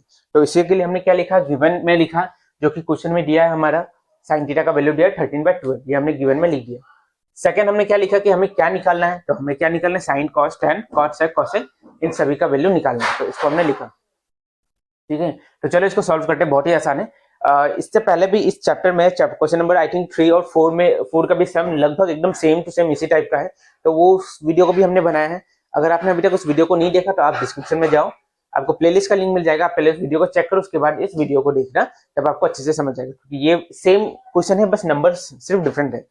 तो हमने इस वीडियो को हम हल्का सा फास्ट बनाएंगे, वरना वीडियो जो पूरा 8.1 का जो चैप्टर का वीडियो बनेगा वो बहुत लंबा बन जाएगा, तो ये वीडियो थोड़ा फास्ट होगा। अगर आपको और अच्छे से समझना है तो डिस्क्रिप्शन में जाओ, आपको लिंक मिल जाएगा उस प्लेलिस्ट का, उसमें आप क्वेश्चन नंबर 3 और 4 को चेक कर लो, सेम क्वेश्चन है बस नंबर अलग, ठीक है। और इससे क्या होगा, अगर आप 3 और 4 को चेक करोगे तो बेनिफिट आपको क्या मिलेगा कि आप ये सम खुद से ट्राई भी कर सकते हो। समझ में आ रहा है? चलो हम यहाँ पे देखते हैं एक बार क्या हुआ। तो यहाँ पे देखो sec थीटा का वैल्यू दिया है 13/12, क्वेश्चन में दिया है, ठीक है। अब हमें क्या पता है sec थीटा का फॉर्मूला क्या है, h/b, sec थीटा का वैल्यू है h/b। तो हाइपोटेनस जो अपना हाइपोटेनस है वो क्या है AC, तो हाइपोटेनस की जगह हमने लिखा AC, और बेस क्या है अपना AB, तो बेस की जगह हमने लिख दिया यहाँ पे AB। और sec थीटा का वैल्यू क्वेश्चन में क्या दिया 13/12, तो AC इक्वल टू 13। अच्छा एक और चीज यहाँ पे देखना, बहुत लोग यहाँ पे गलती करते हैं, के नहीं पकड़ते, वो लोग क्या करते हैं AC इक्वल टू ऐसे लिखते हैं, AC equal to 13, AB equal to 12। In fact बहुत सारे स्कूल में मैंने टीचर्स को देखा है कि वो भी डायरेक्ट ऐसे ही बिना के पकड़े 13 और 12 को पकड़ के करवाते, पर ये प्रोसेस पूरा ही गलत है। ठीक है, ये क्यों गलत है, आप एक बार इसके लिए एक वीडियो बनाना होगा मुझे, एक अलग से वीडियो, एक अलग टॉपिक हो जाएगा ये कि ये डायरेक्ट हम अगर इसको 13 और 12 पकड़ेंगे तो कहाँ पे गलती आ सकता है, कहाँ प्रॉब्लम आ सकता है, ये एक अलग वीडियो बनेगा इस पे, अगर आपको जानना है। क्योंकि अभी आप देखो क्लास 9 और 10 का जो कॉन्सेप्ट आ रहा है ना, जो आपका जो फाइनल एग्जाम में जो पेपर आएगा वो पूरा कॉन्सेप्ट बेस आएगा, और अगर आपको उस कॉन्सेप्ट बेस को सॉल्व करना है, ठीक है, इस टाइप का हो सकता है कि आप क्वेश्चन में कुछ ऐसा आ जाए जो कि पूरा कॉन्सेप्ट बेस हो, इसी के कॉन्सेप्ट के ऊपर में कुछ आ जाए, तो हो सकता आप अगर वहां पे प्रॉब्लम नहीं फेस करना चाहते हैं तो आप कमेंट करो, मैं उसके ऊपर एक अलग से वीडियो आपके लिए बना के दूंगा। ठीक है, तो अभी के लिए बस फिलहाल इतना समझ लो कि AC का वैल्यू कहा नहीं गया कि AC का वैल्यू 13 है या AB का वैल्यू 12 है, ऐसा क्वेश्चन में कुछ भी नहीं कहा गया। तो हमें क्या करना होगा, हमें एक वेरिएबल पकड़ना होगा, इस वेरिएबल का नाम हमने क्या पकड़ा की। ठीक है, तो AC का वैल्यू कितना हो गया, AC का वैल्यू हो गया 13 के, और AB का वैल्यू कितना हो गया 12 के। इसको यहाँ पे हम लिख देते हैं अच्छे से, इसका वैल्यू हो गया 13 के, इसका वैल्यू हमें मिला 12 के। क्या नहीं है हमारे पास नहीं है परपेंडिकुलर, तो परपेंडिकुलर को निकालने के लिए क्या, कौन सा थ्योरम को यूज करना होगा, हमें यूज करना होगा पाइथागोरस थ्योरम को यूज करना होगा। पाइथागोरस थ्योरम क्या कहता है, hypotenuse square equal to perpendicular square plus base square. तो हाइपोटेनस स्क्वायर का जगह हमने लगा दिया हाइपोटेनस का वैल्यू AC, परपेंडिकुलर का जगह लगा दिया BC, और बेस का जगह हमने लगा दिया AB। ठीक है, तो अब AC का वैल्यू कितना है, AC का वैल्यू 13 के, तो AC का जगह आ गया 13 के। BC का वैल्यू कितना है, देखो BC का कोई वैल्यू नहीं है तो BC का जगह BC आ गया, और AB का वैल्यू कितना है 12 के, तो AB का जगह आ गया अपना 12 के। अब 13 का स्क्वायर निकलता है 169, 13 का स्क्वायर लिखा 169, और K का स्क्वायर हो गया K स्क्वायर। उसी तरह 12 का स्क्वायर होता है 144, और K स्क्वायर का जगह हमने लिख दिया K स्क्वायर। BC स्क्वायर के जगह ही वैसा रहा क्योंकि इसका कोई वैल्यू नहीं है हमारे पास। अब ये 144 इधर प्लस हो रहा है, इधर आके क्या होगा, इधर आके ये माइनस हो जाएगा, तो 169 माइनस 144 कितना मिला हमें 25 K स्क्वायर। अच्छा अब देखो ये BC स्क्वायर का वैल्यू मिला हमें, यहाँ पे BC का वैल्यू नहीं मिला, हमें निकालना है BC का वैल्यू, BC स्क्वायर का नहीं निकालना। तो इधर स्क्वायर इधर इक्वल के इधर आके क्या हो जाएगा, वो रूट ओवर बन जाएगा। तो रूट ओवर 25 K स्क्वायर का वैल्यू क्या होता है, 25 का रूट ओवर निकला 5, K स्क्वायर, स्क्वायर और रूट कैंसिल हो गया, क्या मिला हमें K। तो BC का वैल्यू क्या मिला हमें 5K। ठीक है, तो हमारे पास अब परपेंडिकुलर, हाइपोटेनस, बेस सारा का वैल्यू मिल गया। अब हम आराम से निकाल सकते हैं sign, cos, tan, cot, sec, cosec, सबका वैल्यू निकाल सकते हैं। ठीक है, तो साइन का फॉर्मूला होता है P/H, परपेंडिकुलर बाय हाइपोटेनस, तो परपेंडिकुलर है 5K। ठीक है, परपेंडिकुलर है अपना 5K, और हाइपोटेनस कितना है अपना 13K, तो यहाँ पे आ गया 13K। अब K और K कैंसिल होकर क्या मिला हमें आंसर 5/13। ठीक है, समझ आ रहा है। अगर इसका ये साइन थीटा का वैल्यू P/H कैसे हुआ, कॉस थीटा का वैल्यू B/H कैसे हुआ, तो वापस आप डिस्क्रिप्शन में जाओ, आपको एक वीडियो मिलेगा जिसमें हमने डिटेल में समझाया गया किस रेशियो का क्या वैल्यू होता है, क्या फॉर्मूला होता है, वो हमने डिटेल में समझाया, उस वीडियो को पहले जाकर आप चेक करो। ठीक है, उसी तरह कॉस थीटा का वैल्यू होता है B/H, B/H मतलब B बेस का वैल्यू कितना है 12K, और हाइपोटेनस है 13K, तो 12K/13K, K कैंसिल, वापस 12/13। उसी तरह tan थीटा का वैल्यू क्या होता है P/B, तो परपेंडिकुलर है अपना यहाँ पे 5K, और बेस कितना है अपना यहाँ पे 12K, वापस K कैंसिल, क्या मिला हमें 5/12। ठीक है, यहाँ तक तो सब क्लियर है। अब कॉट थीटा किसका, tan थीटा का उल्टा होता है, तो tan थीटा अगर 5/12 है तो कॉट थीटा कितना होगा 12/5। ठीक है, ये भी हमने डिटेल में समझाया है उस वीडियो में, आप जाके एक बार चेक कर लो अगर आपने अभी तक उस वीडियो को नहीं देखा।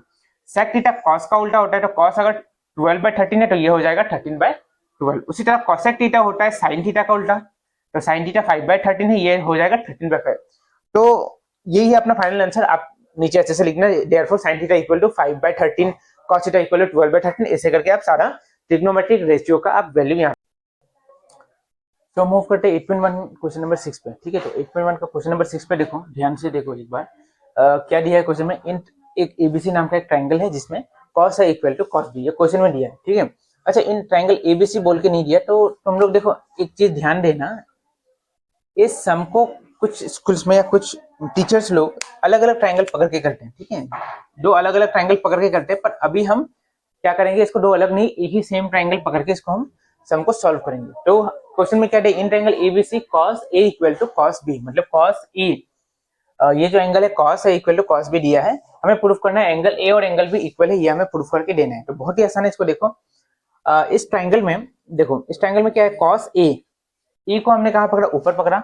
तो अगर ए अगर नीचे आ गया, सेम ट्रायंगल, हाँ ये मत समझना कि अलग अलग ट्रायंगल है, हम बस वैल्यू अलग दे रहे हैं, ठीक है। तो कॉस ए, जब ए अगर नीचे आ गया तो कॉस ए का वैल्यू फॉर्मूला क्या होता है, बी बाय एच।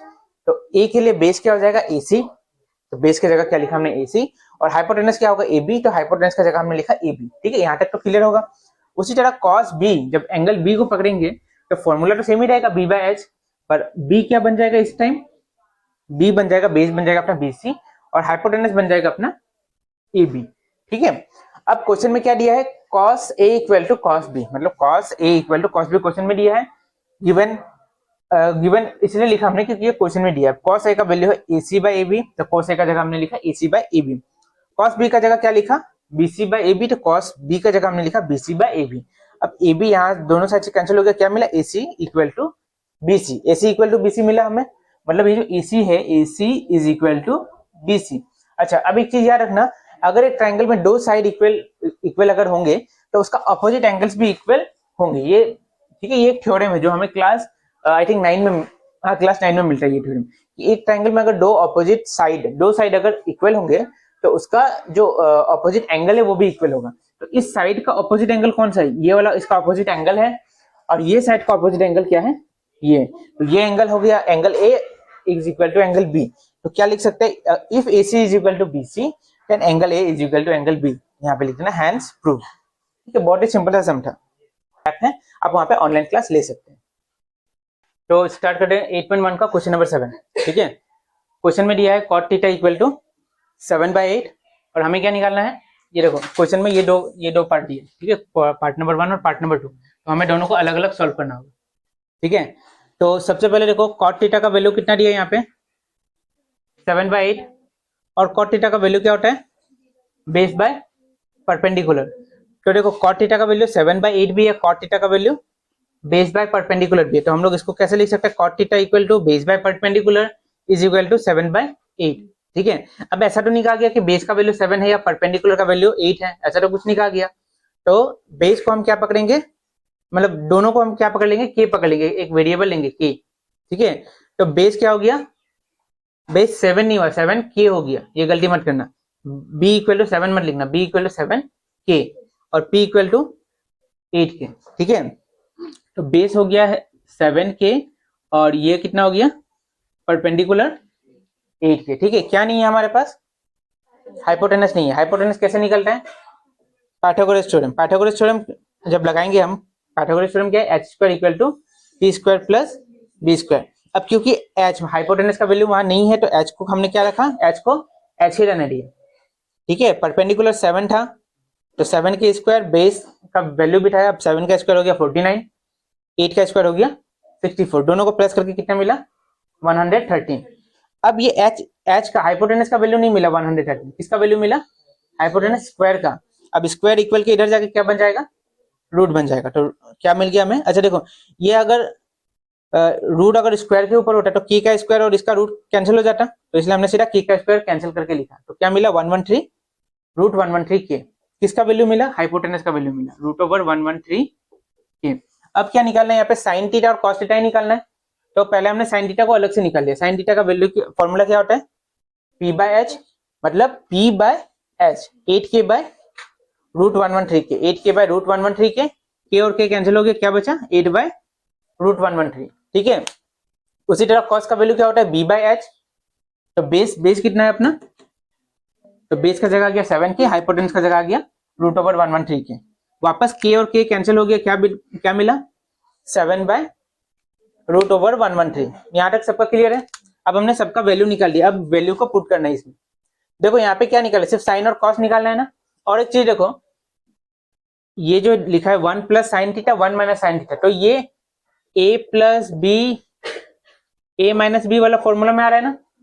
देखो ये 1 plus sine theta 1 minus cos theta, तो a plus B a minus B का फॉर्मूला में आ रहा है। a plus B a minus B का आंसर कितना होता है, but a square minus B square, ठीक है। A plus B, A minus B का आंसर कितना होता है, A square minus B square. तो 1 plus sine theta 1 minus cos theta को हमने क्या लिखा, ए स्क्वायर, ए का जगह क्या है 1 है, तो लिखा ए स्क्वायर माइनस बी का जगह क्या है, देखो यहाँ पे ए का जगह क्या है 1 है ना, और बी का जगह क्या है साइन थीटा, तो क्या लिखना होगा ए स्क्वायर बी स्क्वायर, ए का जगह 1 स्क्वायर और बी का जगह क्या लिख दिया साइन स्क्वायर, समझ में आया। उसी तरह यहाँ पे ए प्लस 1 प्लस कॉस 1 माइनस कॉस, तो वही लिख सकते हैं ना A square minus B square, same तो लिखा हुआ है ना, 1 प्लस साइन 1 माइनस साइन, तो ए माइनस ए स्क्वायर माइनस बी स्क्वायर लिखा। उसी तरह 1 प्लस कॉस 1 माइनस साइन, तो क्या लिखा 1 square minus cos square theta. यहां तक ये वाला समझ में आया सबको, ध्यान से। तो देखो अब 1 का स्क्वायर कितना होता है, 1 का स्क्वायर वापस 1 ही होता है, साइन स्क्वायर थीटा, साइन का वैल्यू कितना मिला था यहाँ पे 8/√113, तो साइन का जगह क्या आ गया 8/√113। कॉस का वैल्यू कितना मिला था 7/√113, तो कॉस का जगह क्या आ गया 7/√113। यहां तक तो समझ में आया ना, बस साइन का और कॉस का वैल्यू हमने पुट किया, ठीक है। अब 8 का स्क्वायर कितना हो जाएगा 64, तो 8 का स्क्वायर हमने कितना लिखा 64। उसी तरह यहाँ पे रूट और स्क्वायर कैंसिल हो गया, तो क्या मिला 113। यहाँ भी वही हुआ, 7 का स्क्वायर मिला 49 और रूट और स्क्वायर कैंसिल हो गया, क्या मिला 113, ठीक है। अब देखो 1 माइनस 64 डिवाइडेड बाय 113, तो इसका एलसीएम निकालना होगा। एलसीएम कितना मिलेगा 113 मिलेगा, यहाँ पे 1 है और यहाँ पे 113 है, तो एलसीएम दोनों का कितना होगा 113 होगा सीधा। अब 1 के टेबल में 113 कितने बार में जाता है, एलसीएम निकालना चाहते हो 1 के टेबल में 113 कितना बार में जाता है 113 इंटू ऊपर में 1 है तो 1 लिखा, माइनस 113 के टेबल में 113 कितने बार में जाता है 1 बार में, तो 1 इंटू 64, ये मतलब जिसको एलसीएम नहीं निकालना था इस टाइप का किया जाता है। तो 113 इंटू 1 कितना हो गया 113 माइनस 64 डिवाइडेड बाय 113, समझ में आ रहा है। तो वही चीज को हमने लिखा 113 माइनस 64 डिवाइडेड बाय 113, सेम इसको भी हमने वैसे ही किया, एलसीएम निकाल के सॉल्व किया। अब 113 माइनस 64 कितना हो गया 49, 113 माइनस 49 कितना हो गया 64। अब 4 नंबर एक साथ डिवाइड हो रहे हैं ना यहाँ पे, तो क्या होगा 113 कहाँ चला जाएगा ऊपर चला जाएगा। देखो ये जो पार्ट है 49/113 वैसे ही रहेगा, और 64/113 क्या हो जाएगा रेसिप्रोकल हो जाएगा। तो 64 कहाँ चला गया नीचे, 113 कहाँ चला गया ऊपर, 113 कैंसिल, आंसर क्या मिला 49/64, ठीक है। ये तो पहला वाला का आंसर मिला। अब सेकंड क्या निकालना था कॉट स्क्वायर थीटा, तो सेकंड निकालना है हम लोग को कॉट स्क्वायर थीटा, ठीक है। अब कॉट का वैल्यू कितना दिया है यहाँ पे क्वेश्चन में, देखो कॉट का वैल्यू दिया 7/8, तो कॉट स्क्वायर का वैल्यू कितना होगा, इसमें स्क्वायर लग जाएगा, 7 का स्क्वायर 49, 8 का स्क्वायर 64, समझ में आया। तो स्टार्ट करते हैं क्लास 10 मैथ्स 8.1 का क्वेश्चन नंबर 8 को, ठीक है। तो वीडियो स्टार्ट करने से पहले आपको एक ट्रिक बता रहा हूँ कि कभी भी अगर आपको मैथ्स का कोई सम को सॉल्व करना है तो हमेशा सबसे पहले आप गिवन लिखना, उसके बाद से आपको क्या निकालना है प्रूफ करना है या कोई क्वेश्चन का सॉल्यूशन निकालना है वो लिखना, उसके बाद से आप अपना आंसर को स्टार्ट करना है। इससे क्या बेनिफिट मिलेगा आपको, इससे ये बेनिफिट मिलेगा कि अगर इनकेस आपका आंसर भूल निकला, ठीक है, इनकरेक्ट हुआ आपका आंसर, लास्ट में जाके आंसर नहीं मिला या आधा करने के बाद अब आपको समझ नहीं आ रहा कि इसके आगे हम कैसे प्रोसीड करें, ठीक है।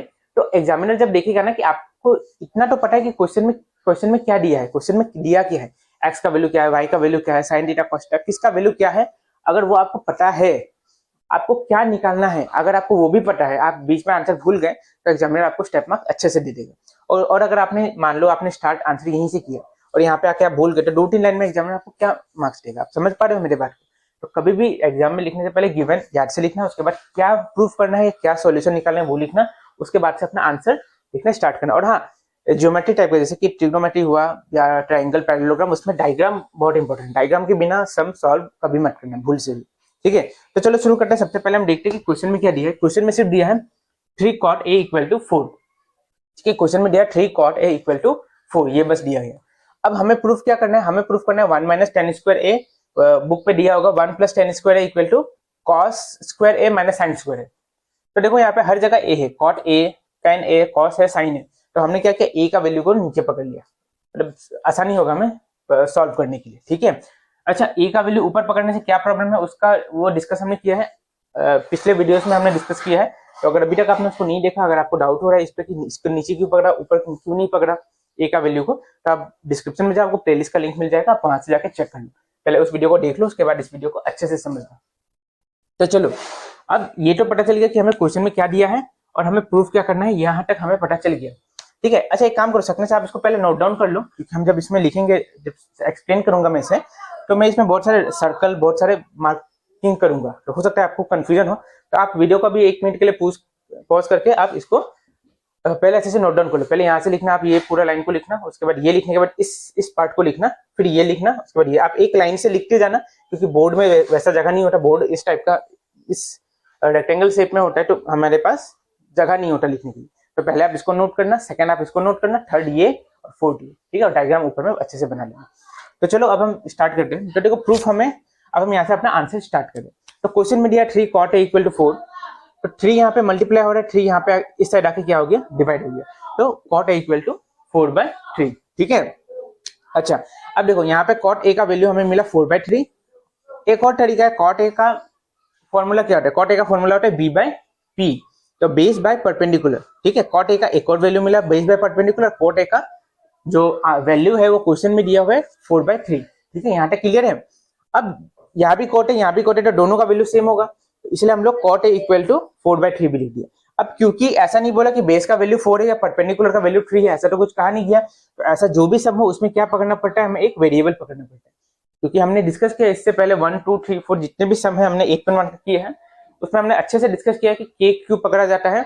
अगर आपने अभी तक नहीं देखा तो डिस्क्रिप्शन में जाओ, प्लेलिस्ट का लिंक मिलेगा, वहां पे जाकर पहले इसको चेक करो।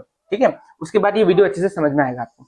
अच्छा, तो अभी देखो यहाँ पे बेस 4k, तो हमने बेस को क्या पकड़ लिया, 4k, बेस को 4k पकड़ा, 4 नहीं पकड़ा, 4k पकड़ा, और परपेंडिकुलर को क्या पकड़ लिया, 3k पकड़ा। ठीक है, तो बेस अपना मिला 4k और ये मिला अपना 3k। ठीक है, बैकग्राउंड में साउंड बहुत ज्यादा है, अगर आप लोगों को प्रॉब्लम हो रहा है तो आप ईयरफोन लगा के देख लो, क्योंकि आसपास में साउंड बहुत ज्यादा होता है हमारे यहाँ।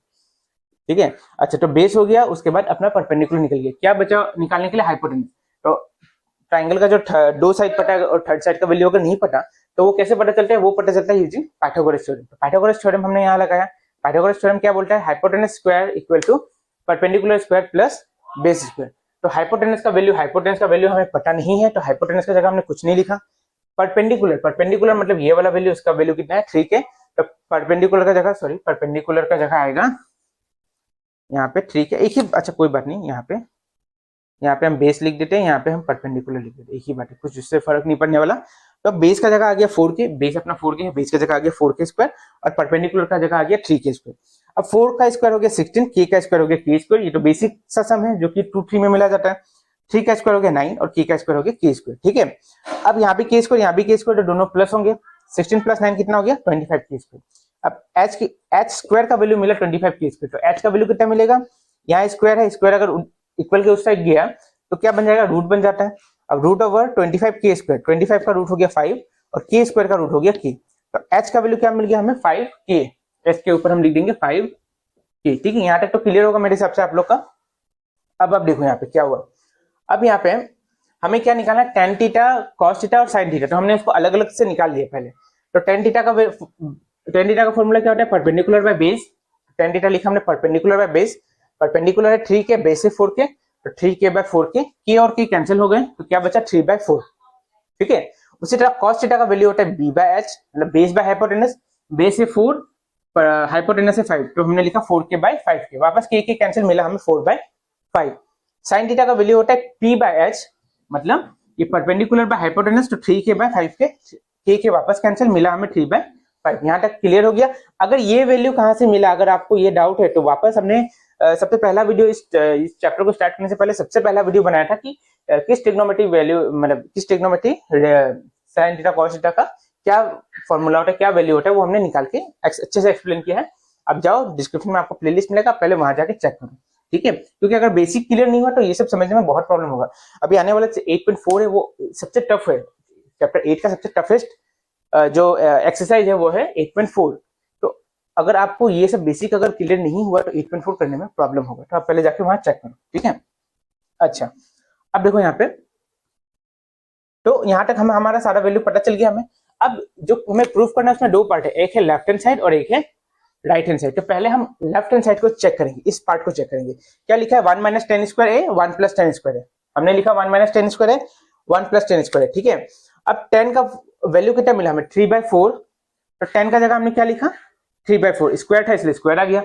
वापस यहाँ पे 10 का जगह हमने क्या लिखा, 3/4, स्क्वायर था स्क्वायर आ गया, ठीक है। यहाँ तक तो सबका क्लियर है। बस 10 का जगह हमने क्या किया, 10 का वैल्यू को बिठा दिया। 10 स्क्वायर का जगह 3/4 और स्क्वायर था तो स्क्वायर लग गया। अब 3 का स्क्वायर हो गया 9, 4 का स्क्वायर हो गया 16। उसी तरह 3 का वैल्यू हो गया 9, 4 का वैल्यू हो गया 16। यहाँ तक तो सबका मेरे हिसाब से क्लियर हो चुका होगा। अब हमने यहाँ पे इसका क्या निकाला, एलसीएम निकाला। जैसे कि यहाँ पे देखो 1 माइनस 9/16 है, तो इसका एलसीएम कितना होगा, दोनों यहाँ पे 1 है तो आ गया। एलसीएम निकालने के बाद हमें 16 मिला। अब यहाँ पे 1 है तो 16 इंटू 1 माइनस, यहाँ 16 है, 16 के टेबल में 1 इंटू 9, ये तो समझ में आया होगा। एकदम बेसिक है, एलसीएम निकाला गया है यहाँ पे। तो क्या मिला हमें, 16 माइनस 9/16, वही हमने लिखा। थोड़ा डायरेक्ट कर दिया, हो सकता है बहुत यूजर्स को समझ ना आए, तो इसलिए मैंने यहाँ पे करके दिखा दिया। हमने कुछ नहीं किया, हमने बस इसका एलसीएम निकाला। अगर आपको ये एलसीएम वाला पार्ट समझ नहीं आया तो आप कमेंट करो, एलसीएम के ऊपर मैं अच्छे से एक डिटेल वीडियो बनाऊंगा कि किसी भी नंबर का आप कैसे बहुत आसानी से एलसीएम निकाल सकोगे, ठीक है। तो देखो यहाँ पे 9 माइनस 16/16 इसका एलसीएम मिला। और इस वाले पार्ट का क्या मिला, 25, क्योंकि यहाँ प्लस है तो 16 प्लस 9 हो जाएगा, ठीक है। 16 प्लस 9/16। अब 16 माइनस 9 करके मिला 7, 16 प्लस 9 करके मिला हमें 25। अब देखो यहाँ पे 16 और 16 कैंसिल हो जाएंगे, क्या मिलेगा हमें, 7/25 वैल्यू मिलेगा। मतलब लेफ्ट हैंड साइड का जो फाइनल रिजल्ट हमें मिला वो क्या मिला, 7/25। उसी तरह अब हम राइट हैंड साइड को सॉल्व करेंगे। राइट हैंड साइड क्या है, cos स्क्वायर थीटा और माइनस sin स्क्वायर थीटा। तो राइट हैंड साइड में हमने लिखा cos square theta minus sin square theta. cos का वैल्यू कितना मिला था, 4/5, तो cos की जगह हमने लिखा 4/5, स्क्वायर है तो स्क्वायर लगा दिया। sin की जगह 3/5 था, sin की जगह लिखा 3/5, स्क्वायर था स्क्वायर लगा दिया। अब 4 का स्क्वायर हुआ 16, 5 का स्क्वायर हुआ 25, 3 का स्क्वायर हुआ 9, 5 का स्क्वायर हुआ 25। वापस इनका एलसीएम लिया, एलसीएम हमें मिला 25, मिला यहाँ पे 16 माइनस 9, 16 माइनस 9 करके कितना मिला, 7/25। तो देखो राइट हैंड साइड का वैल्यू मिला 7/25, लेफ्ट हैंड साइड का वैल्यू मिला 7/25, तो दोनों वैल्यू हमें क्या मिला, इक्वल मिले, ठीक है। Right hand side equal to left hand side. So ये जो हमारा था यहाँ पे आप ऐसा लिखना, right hand side equal to left hand side. और ये लिखने के बाद आप यहाँ पे ऐसे जैसे आपने साइन किया जाता है स्टाइल से, वैसे आप साइन करना है। हैंड्स प्रूव्ड, मतलब हमने इसको प्रूव कर लिया, एक जंग को जीत लिया हमने, ठीक है। आप वहां पे ऑनलाइन क्लास ले सकते हैं। सो मूव करते हैं अपने 8.1 का क्वेश्चन नंबर 9 पे, ठीक है। तो क्वेश्चन नंबर 9 पे जैसे हमने बाकी सम्स में किया कि क्वेश्चन में क्या दिया पहले हम उसको लिखेंगे।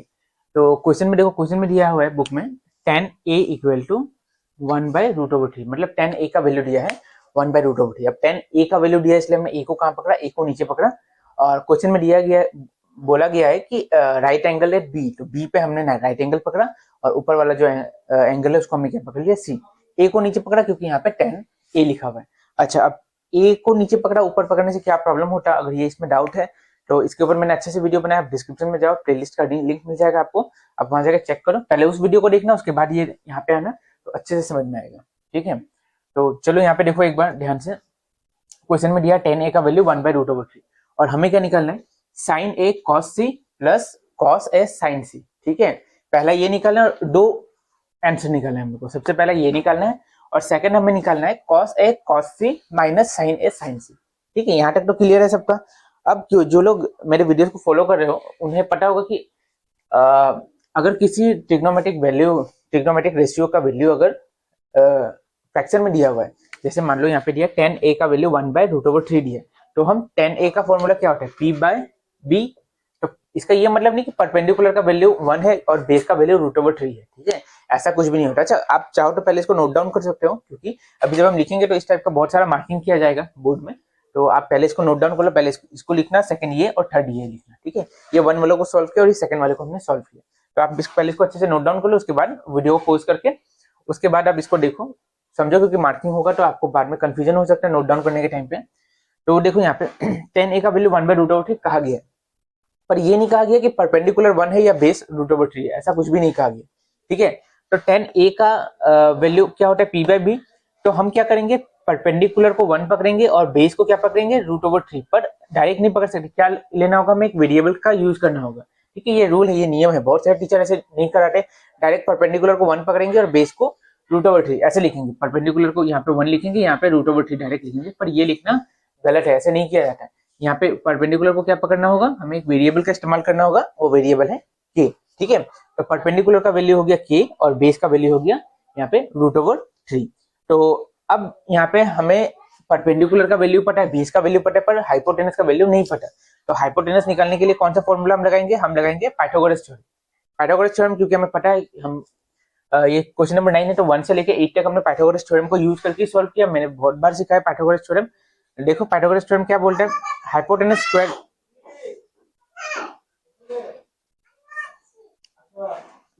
Square equal to perpendicular square plus base square, ठीक है। तो हाइपोटेनस का वैल्यू क्योंकि हमें नहीं पता, हम क्या लिखेंगे यहाँ पे एक्स स्क्वायर लिखेंगे।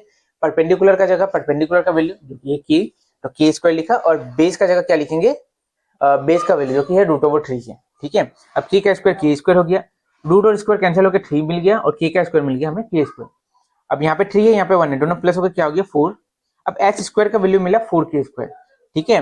तो एच का वैल्यू क्या होगा, यहाँ पे स्क्वायर है, उस साइड इक्वल के उधर जाके क्या बन जाएगा, ये रूट बन जाएगा। अब 4 का रूट कितना होता है 2 और के स्क्वायर का रूट होता है के, ठीक है। यहाँ तक क्लियर है। तो हाइपोटेनस का वैल्यू मिल गया हमें 2 के। अब निकालना क्या हमें, साइन ए कॉस सी, ठीक है, वापस कॉस ए साइन सी, तो हम साइन ए कॉस ए, ठीक है, साइन सी कॉस सी का वैल्यू अलग से निकालेंगे। तो पहले साइन ए का वैल्यू क्या होगा, ए के लिए पर साइन का वैल्यू होता है परपेंडिकुलर बाय हाइपोटेनस। अगर ये वैल्यू भी अभी तक नहीं पता तो सबसे पहला वीडियो ट्रिग्नोमेट्री स्टार्ट करने से पहले हमने ये फॉर्मूले के ऊपर एक अच्छे से वीडियो बनाया, उसको जाकर पहले चेक करो फिर इसको देखना, ठीक है। तो साइन ए का वैल्यू क्या होता है, परपेंडिकुलर बाय हाइपोटेनस, मतलब ये परपेंडिकुलर है के बाय हाइपोटेनस, तो के बाय 2 के कैंसिल हो गया, क्या बचा हमारे पास 1/2। उसी तरह कॉस ए का वैल्यू क्या होगा, कॉस का वैल्यू होता है b/h, तो बेस हो गया अपना √3/k/2 के, ठीक है। एकदम सिंपल है, जो हमने पहले किया 1 से लेके 8 तक जो किया वही हमने यहाँ पे किया। के और के कैंसिल हो गया, क्या बचा √3/2।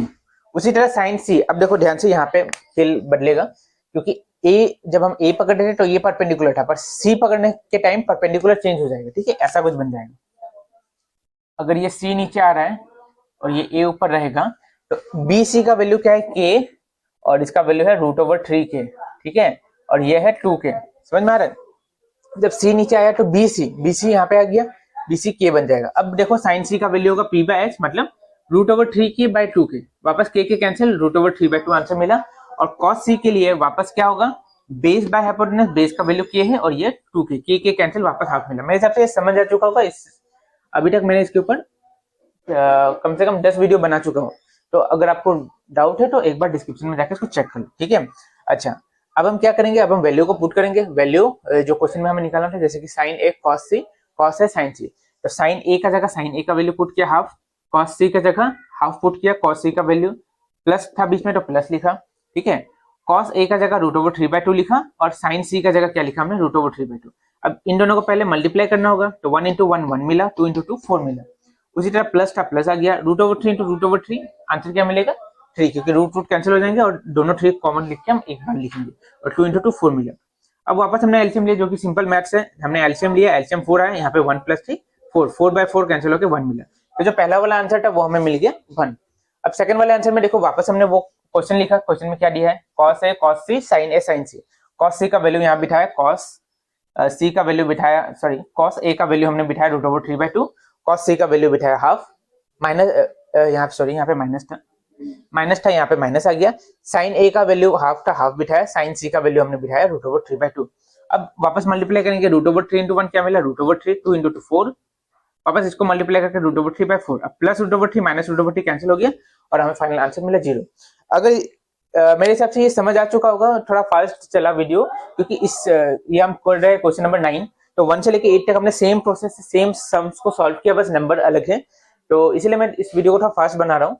तो अगर अभी भी आपको कुछ डाउट है इसमें, तो आप कमेंट कर सकते हो, कमेंट में आपको इसका डिटेल वीडियो में बना के दूंगा, वहाँ पे ऑनलाइन क्लास ले सकते हैं। देखो, तो स्टार्ट करते हैं 8.1 का क्वेश्चन नंबर 10, ठीक है।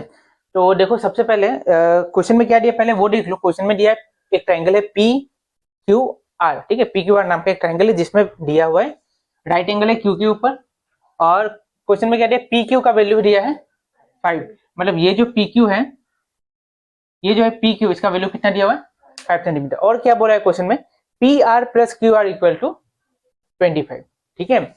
अब देखो हम लोग को निकालना है to find sin P cos P और tan P। तो क्योंकि sin P पे निकालना है, तो हमने क्या किया, P को नीचे रखा कि निकालने में थोड़ा आसानी हो, जैसे हमने पिछले वीडियोस में किया है वैसे ही। अच्छा देखो, तो अब इसका सॉल्यूशन निकालते हैं। क्वेश्चन में क्या दिया है और क्या निकालना है ये पता चल गया हमें। अब इसको सॉल्व करते हैं। देखो, in triangle P Q R by applying Pythagoras theorem. Pythagoras theorem पता है ना क्या होता है? क्या होता है Pythagoras theorem? Equal to P square plus B square, ये है अपना पाइथागोरस थ्योरम। तो यहाँ पे हाइपोटेनस का जगह क्या है? पी आर है हाइपोटेनस का जगह, तो हाइपोटेनस का जगह क्या लिख दिया? P R. उसी तरह परपेंडिकुलर का जगह पे क्या है? क्यू आर, तो परपेंडिकुलर की जगह पे लिखा हमने क्यू आर। और बेस का जगह क्या है? पी क्यू, तो बेस का जगह हमने लिख दिया पी क्यू। यहाँ तक तो सबको क्लियर है। अब देखो, अब हमने क्या किया, क्योंकि यहाँ पे प्लस है, देखो कैसे भी सॉल्व करोगे ये जाके आगे जाके प्रॉब्लम देगा तुम्हें, तो इसलिए हमने इसको क्या किया, यहाँ पे P R plus Q are है, तो पी आर और इधर का जो क्यू आर है इसको हमने इधर इक्वल के इधर ट्रांसफर किया। तो क्यू आर इधर प्लस हो रहा था, इधर आके क्या हो गया? माइनस हो गया। ठीक है, तो क्या मिला हमें? P R square minus Q R square square equal to P Q square. ठीक है, अब देखो ये कौन सा फॉर्मूला में जा रहा है? A square minus B square का फॉर्मूला में जा रहा है ना। देखो, ए स्क्वायर माइनस बी स्क्वायर इसका फॉर्मूला में जा रहा है, P R square minus Q R square. तो आंसर क्या होगा? ए प्लस बी ए माइनस बी। तो हमने क्या किया, ए प्लस बी और ए माइनस बी कर दिया। ए का जगह क्या है? पी क्यू, और बी का जगह क्या है? Q R. समझ में आया? यहाँ तक समझ में आया सबको? आलिया, तो ए प्लस बी और ए माइनस बी लिखा, और पी क्यू स्क्वायर का जगह पी क्यू स्क्वायर को लिख दिया। ठीक है, अब देखो यहाँ पे ध्यान से एक बार, P R plus Q R का वैल्यू कितना दिया है? 25। तो P R plus Q R का जगह क्या लिख दिया हमने? 25। और पी क्यू का वैल्यू कितना दिया है? 5। तो पी क्यू का जगह क्या लिख दिया? 5। अब 5 का स्क्वायर कितना हुआ? 25। अच्छा, ये लिखने के बाद हमने लिखा कि ये वैल्यू कहाँ से मिला हमें? 1 से मिला हमें ये वैल्यू। ठीक है, अब 5 का स्क्वायर हो गया 25। अब ये 25 इसके साथ क्या हो रहा है? मल्टीप्लाई, इक्वल के इधर जाके क्या हो जाएगा? तो 25 डिवाइडेड बाय 25 कितना मिला? तो क्या मिल रहा है यहाँ पे? P R minus Q R equal to 1। अब क्यू आर यहाँ माइनस हो रहा है, इधर जाके क्या हो जाएगा? तो पी आर का वैल्यू कितना मिला? 1 प्लस क्यू आर। यहाँ तक क्लियर है सबको? अब देखो, ये पी आर का वैल्यू अब हम कहाँ पुट करेंगे? इस 1 में पुट करेंगे। ठीक है, ये जो पी आर का वैल्यू मिला 1 प्लस क्यू आर, इसको हम कहाँ पुट कर देंगे? 1 में। तो उसके बाद देखो, ये यहाँ से है, now putting the value of P R in 1। ये 1 का वैल्यू दिया है P R plus Q R equal to 25। इसमें पी आर का जगह देखो क्या हमने पुट किया? 1 plus Q are. P R का जगह क्या लिख दिया? 1 प्लस क्यू आर। अब Q are plus Q are कितना हो गया? 2 क्यू आर। अब 1 और 2 क्यू पी प्लस नहीं होगा, यहाँ पे 3 पी क्यू मत लिख देना, सॉरी 3 क्यू आर मत लिखना। यहाँ पे क्या होगा? ये 1 इसके साथ कुछ प्लस नहीं होगा, 1 इधर प्लस हो रहा है, इधर जाके क्या हो जाएगा? माइनस। तो 25 माइनस 1 कितना हो गया? अब 2 के साथ ये मल्टीप्लाई हो रहा है, इधर जाके डिवाइड हो गया। तो क्यू आर का वैल्यू कितना मिल गया? 12। तो क्यू आर मतलब इसका वैल्यू कितना मिल गया हमें? 12। अब क्यू आर का वैल्यू अगर 12 मिला, तो क्यू आर यहाँ पुट करने से हमें मिल जाएगा आंसर। या तो यहाँ पुट कर सकते हैं, या तो 2 में पुट कर सकते हैं। देखो, क्यू आर का वैल्यू 12 मिला ना, अब ये 12 अगर यहाँ पुट करेंगे तो किसका वैल्यू मिलेगा? पी आर का वैल्यू मिल जाएगा ना। तो वही हमने किया, putting Q R equal to 12 in 2। ये जो क्यू आर इक्वल टू 12, इसको 2 में पुट किया। 2 का वैल्यू क्या था? P R equal to 1 plus Q R. ये देखो, P R equal to 1 plus Q R. अब क्यू आर का जगह लिख दिया हमने 12, तो क्या हो गया? 1 प्लस 12 मतलब हो गया 13। किसका वैल्यू मिला? 13। पी आर का वैल्यू मिला 13। समझ में आ रहा है? देखो, जब इस टाइप का जो भी क्वेश्चन है जिसमें sine P, cos P, tan P निकालना है, तो हमेशा याद रखना ये तीनों साइड का वैल्यू हमें निकालना होगा। वो निकालने के बाद ही हम इसको सॉल्व कर सकते हैं। अब निकालना क्या था? Sine P. साइन पी का फॉर्मूला क्या होता है? P by H. तो पी मतलब क्या होगा अपना? आर क्यू, और एच क्या होगा? एच क्या होगा अपना? पी आर होगा। तो यहाँ पे लिख लेना, पी बाय एच लिखने के बाद लिख लेना Q R by P R. उसके बाद ये लिखना 12 बाय 13, ये 12 बाय 13। उसी तरह कॉस थीटा का वैल्यू, कॉस पी का वैल्यू क्या होता है? बी बाय एच मतलब 5 बाय 13। उसी तरह टेन पी का वैल्यू क्या होता है? पी बाय बी मतलब 12 बाय 5। समझ में आया?